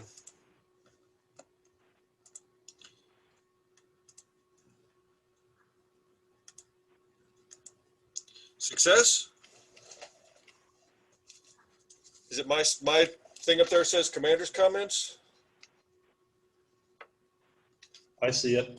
Okay, I didn't know if I'd been muted again. That's what happens when you give some Yardbirds some power. So there is an action that Commander Oxford has been backing, and it's the 100 Miles for Hope. and it's to get people off of their duffs and go walk, run, bicycle. They even included motorcycle, 100 miles. I've completed that now, and at the 99-mile point, I actually found a blood drive, and they let me give a donation. So just saying that it's something worthwhile. It's a good thing. You ought to try it. You can see the debris in the background there. I hope that you all knew, and the Posts maybe did some celebration of the National POW/MIA Recognition Day, which was yesterday. It seems to be one of those things that our country just doesn't see.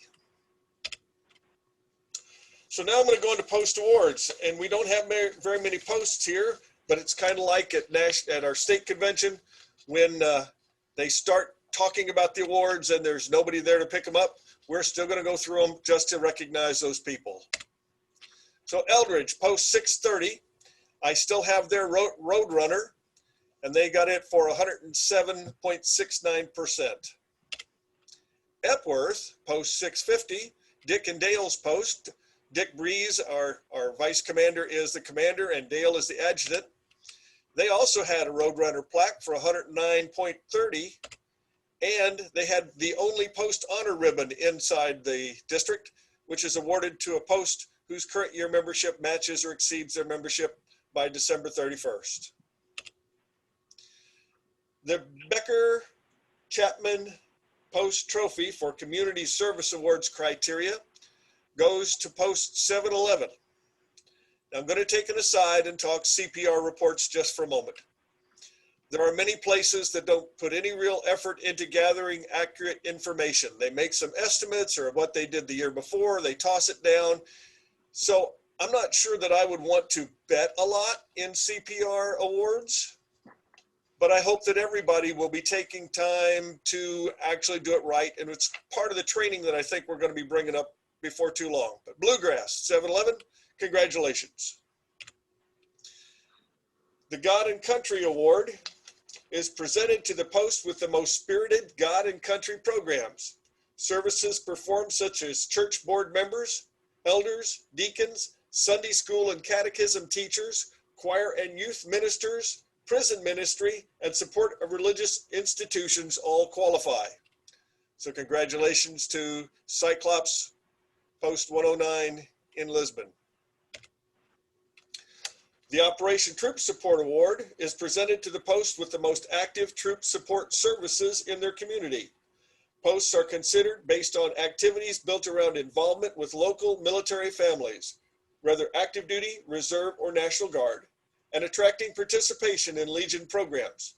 Award is also based on post activity with the Family Support Network and rendering assistance to families who have deployment issues, including readjustment back into the community. And congratulations to Davenport Post 26. The Step Up Award is presented to the post with the most active disaster preparedness program based on involvement within the community and in conjunction with local emergency response teams such as fire departments, law enforcement, emergency medical services, first team response teams, Red Cross, FEMA, Homeland Security teams, and etc. Award is also based on post activity in providing emergency shelter, communication, and information centers in time of declared natural disasters such as floods, tornadoes, and now derechos. The Service to Community and State Nation Award, wow, been a long morning, goes to Bluegrass. Presented to the post with the best overall and diverse community programs. This one is actually made out to me. It's given to the district commander with the largest percentage of posts submitting the consolidated post report. In 2019, when Dick Hogan was the commander, we won with 85%, but this year we did it with 100%. Now, I know I sounded like I don't trust the CPR report, and I guess that's correct. But it's still important that we get it done. So I once again will do a lot of hand-holding if necessary to get the consolidated post reports in. Bellevue, American Legion Post 273 is the 2020 IALPA winner for the Category 1 single sheet newspaper. I don't know if you knew about that, Leonard, did you?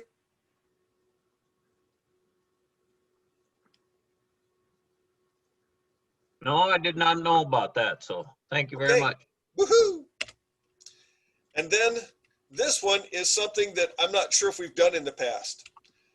The Post Excellent Award is John White Post 650, which is in Epworth.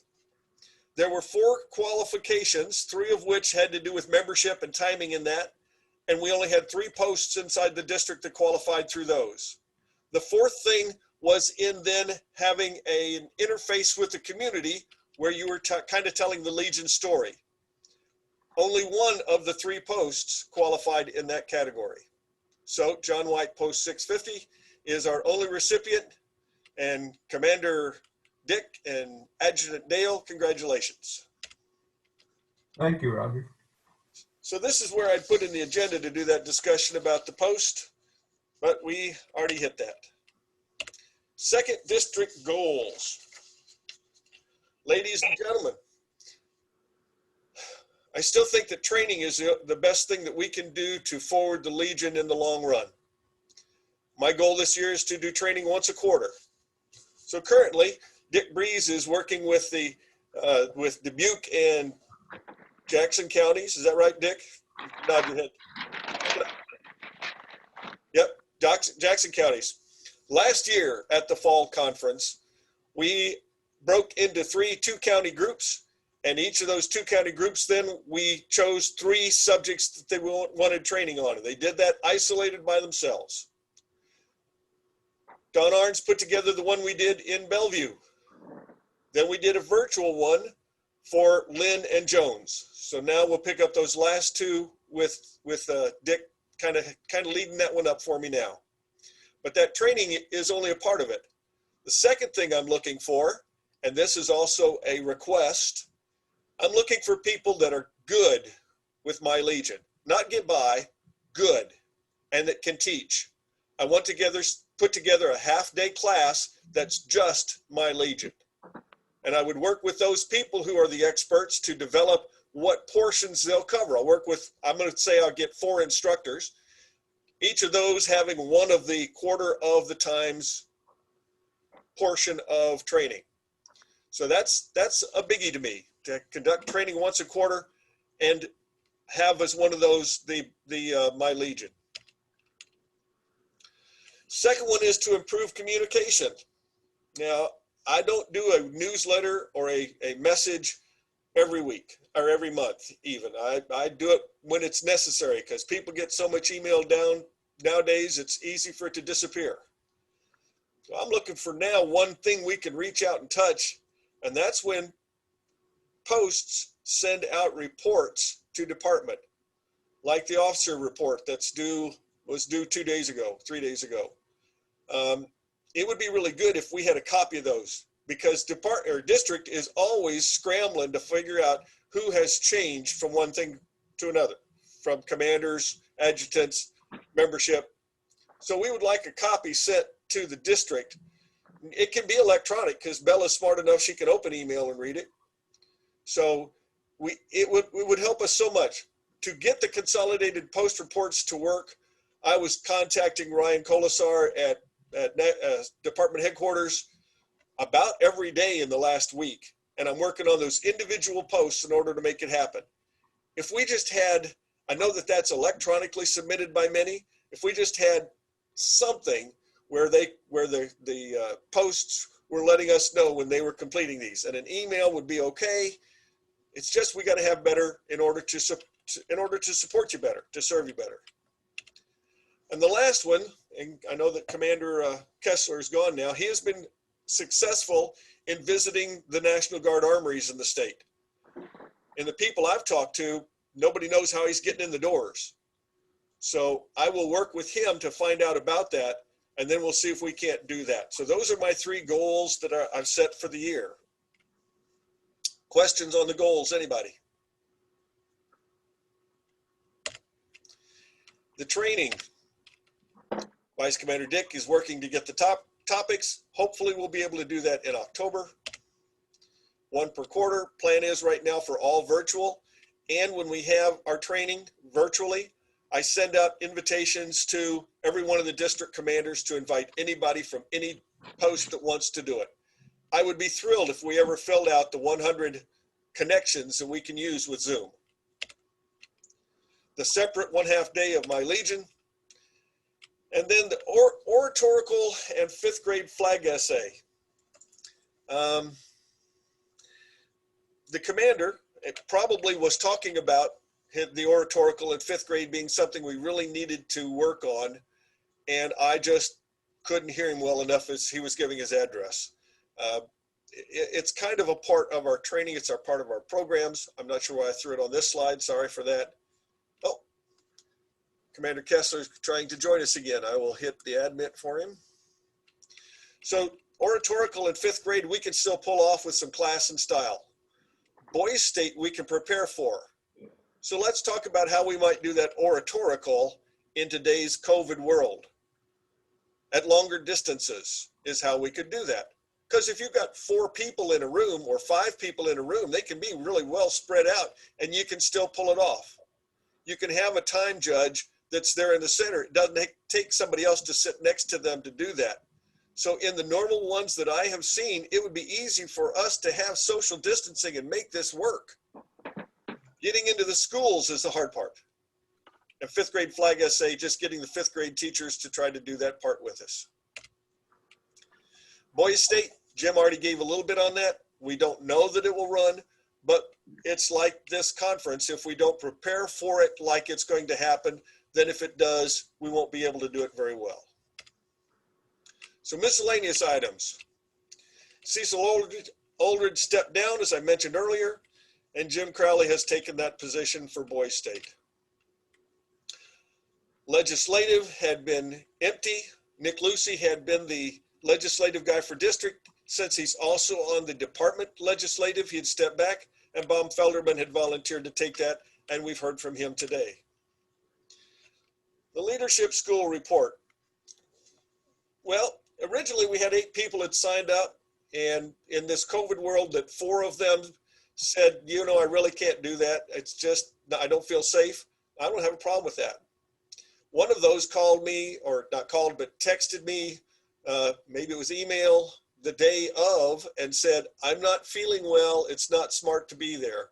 And I thanked him for that. So the leadership school, I think they could have done virtually, but the part from the leadership school that was most valuable to me would not have happened. If all of the leadership school, when we sat down to set the district goals, Dick Breeze, Polly, I don't know why I keep forgetting Polly's last name. Polly and Bella and I sat down and we talked for about 3 hours, and it just passed like it was early there. I got to know them. It was wonderful. I think that those opportunities are what leadership school provides that people miss. There weren't a lot of superb classes. There was stuff that was okay, but leadership school is still a big deal. But here's why the training is so important to me. National has pretty much dictated to the departments that what they conduct is district level training, not post level. My years on the leadership department, it was post level focus. So we were training new post commanders all the time. We don't have anything that does that now. They expect districts to do it. And that's why my main goal for the last couple of years has been trying to get training so that we can provide to those that want to be post-level leaders opportunities to have a little bit more training and confidence when they go into that. So that's my pitch on leadership school. And the membership plan, as Don had talked about, the reasons for 2018, 2019, and 2020 like that. We all know that 729s change as people sign up online, and it's constantly a moving target. Those that did not renew in 2018, that's a stationary target. In September, you run that report. It's not going to be different in November or December unless those people have signed in. So there's no change yet. 2019 for next month, same thing. And then in 2020, and in November to do 2020, that's because our real goal is December 31st to try to hit the 100%. That's when we really would have all of our members still be members. So that's the rationale behind that membership plan. So my parting thoughts. I'm really proud to be your commander, but this is my last year. Our liaison committee, I hope, is starting to look for somebody else, and I will continue, as I did last year, trying to find somebody else. But at the end of this year, I will step down. So if we don't have somebody else, I'm not going to do as Dick Hogan did and pick it up a third year. Knowing that should put a little bit more emphasis on everybody on trying to consider or bend somebody's arm or somehow have somebody get ready for this. I am not going to run away, but I'm going to be where I could advise or help, just like Dick, just like Leonard, just like Mike, all of those past department commanders, district commanders that are right here, they'd be happy to help. And this will be a good year. Now, anytime you make a comment like that, you always know something else can go wrong. Yesterday, I had an uncle pass away. You know, I am tired of funerals this year already. I'm tired of the virus. I'm tired of the dress show.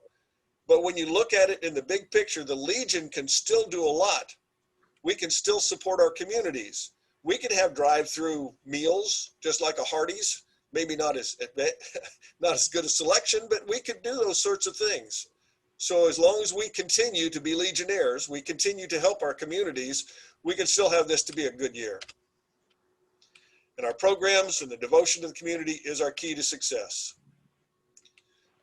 So, ladies and gentlemen, I guess lady and gentlemen, 2nd District, I'm proud to be with, have been all along. I've been happy with 298 when I was post commander. I was happy with Lynn County when I was county commander. We can still continue to be Legion even if the organization continues to get smaller, but we can be more successful the more folks we've got. So that's why the membership has got to be a constant thing as well. So now, as I have completed my comments, does anyone have questions of me from any of that stuff?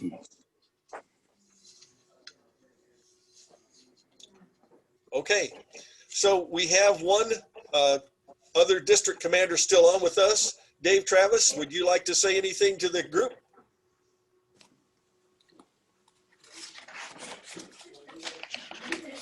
Okay, how about my vice commanders? Jeff, you got anything you want to add? No, I just found it. Okay, Dick? I just want to thank everybody and their cooperation for whenever I need help or ask them for anything, they always jump right in. Thank you. And Don? Nope, I've got nothing for everybody except just keep doing the things you're doing. Brian Ring is a friend of mine who asked to be included. Brian, anything you'd like to say?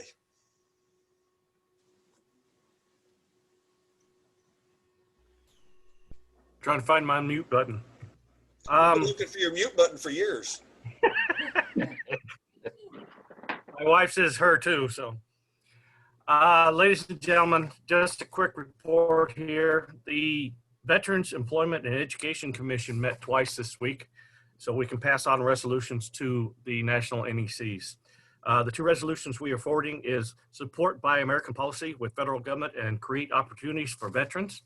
And the second one didn't have a number and a full title, but they're asking that all products be made in the U.S., that we buy federally and try to buy recipients of the American. So our second meeting was yesterday from 1 to 4, and it was to forward these onto the national NECs to vote on and to work with.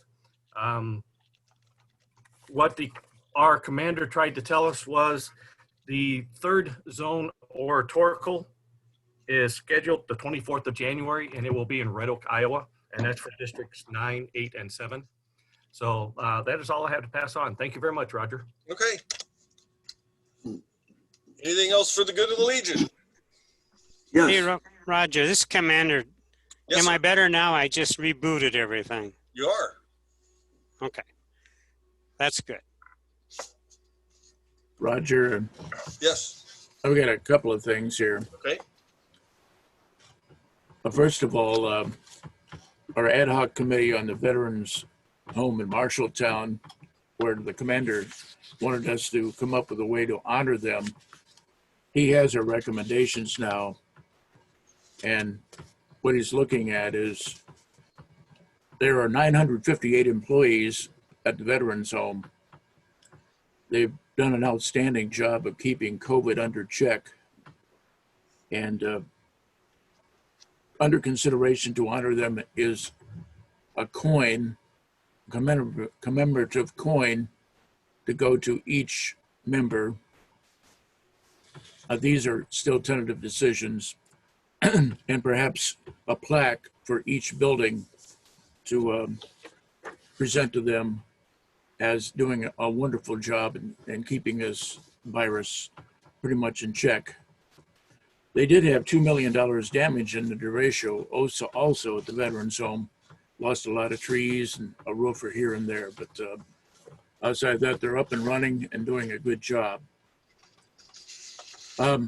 This is in the 3rd district. I thought maybe Dave Travis would say something, but apparently he's left.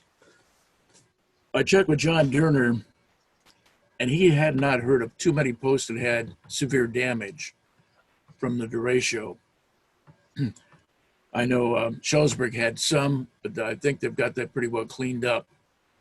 But Atkins pretty much has lost their post home, which is just west of Cedar Rapids, just a little way, about 20 miles. The building is now owned by the township trustees. They've been meeting with the Legion to try to decide what to do. The latest is they've gotten FEMA involved, and FEMA requires a structural engineer. So they're trying to look for that. And then they'll look to see if they can repair the roof. The roof got damaged and all that rain came inside and just ruined things. So now they're looking at if they're going to repair the place or tear it down. Either way, Atkins is going to be out of a place for a while. They lost their flags and a lot of memorabilia and some investments that they'd made in the building, the Atkins Post. They did manage to secure their weapons, and those are safe. So I just wanted you to know that Atkins is having problems. If anybody can think of a way to help them out, I know they would appreciate it. They were part of the Legion family. Dave Herman is the commander out at Atkins. With that, I think that's all I have. I just wanted to mention that, and if anybody's got any questions on that, I'd try to answer them for you. Okay. So now our 2 nodes, they're Davenport. If you guys got anything to say, you can nod or shake your head or whatever. You do have, good. Okay, can you hear me now? Yes. All right. 2 things. Number 1, I'm going to toot our horn a little bit. We've got a trivia coming up September 26th, and I don't know off the top of my head how many teams we have available, but if you go look at Mr. Trivia and see if there's space available, which I'm pretty sure there is, if you want to get together a team of 6 people and come on down and have some fun with us on Saturday, September 26th, we'd appreciate it. Second thing, and I really hate blowing my own horn on this. Sorry, I get a little emotional. I had a veteran call me a couple weeks ago who was in a bad emotional state, and his spouse asked me to take him to Iowa City, which I gladly did. Drove over there, talked to him a little bit. He was inpatient on the 9th floor, which is the mental health ward, for about 3 days. And then I went over and got him and brought him home. And he's in much better shape. But I want to encourage our fellow comrades that if you hear of a comrade in trouble, do not hesitate to help them. You know, even just listening to them, get a cup of coffee, a soda, try to stay away from the beer and alcohol because that's probably not a good idea. But if they need a ride to your local VA or some sort of thing, get in touch with the VA or get in touch with the Veterans Crisis Line and see if there's space available and drive them there. And if you can't, call me. If I can't, I'll find somebody from my post who can. That's all I've got. Thank you. Okay, thank you. Dyersville, do you have anything you'd like to share with us?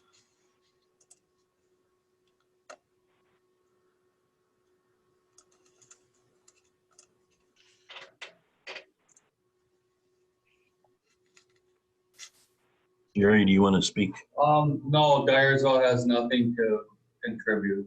Okay. Well, I thank all the guests. With no further business to come before this, please rise. Hey, Roger, Yes. can you hear me now? Hey, Roger. Yes.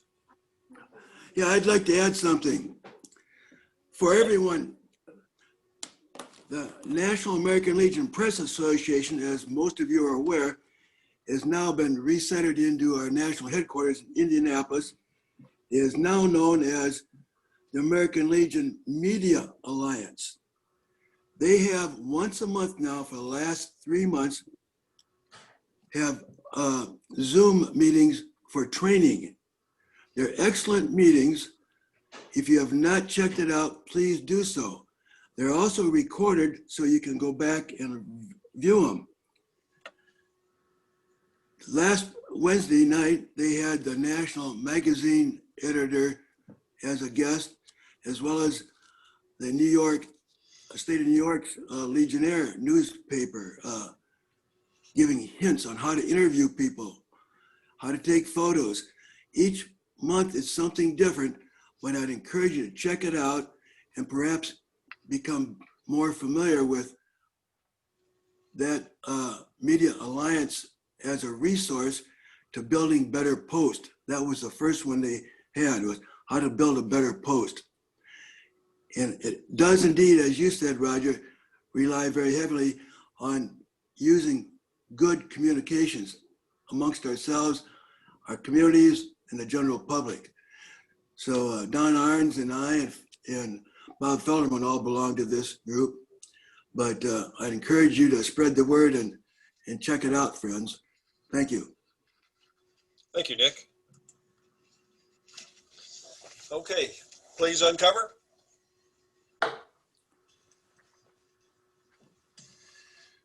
We will now observe a moment of silence for our departed members, local service members, and all service members lost in the service of our country.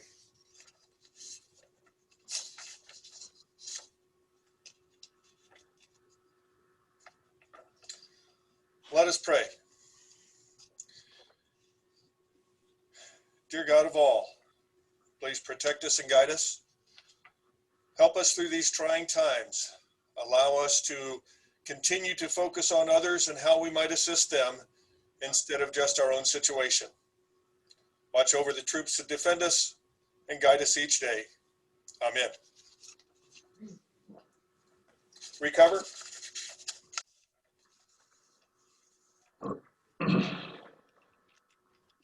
Of course, my slideshow is not cooperating with me.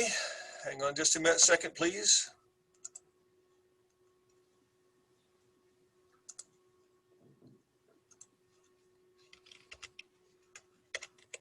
You've got to be kidding me. All right.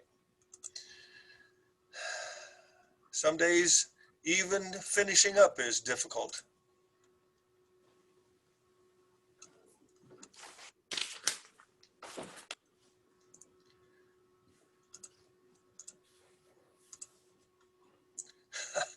It's just being one of those times. Thank you for your patience.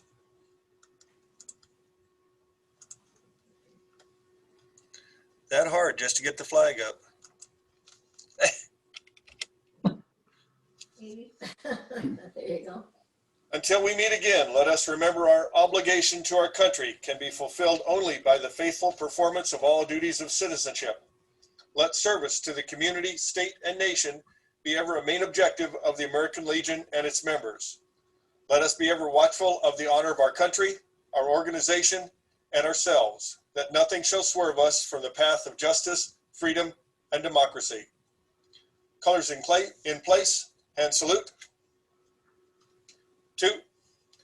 I now declare the 2020 Fall Conference of the 2nd District adjourned.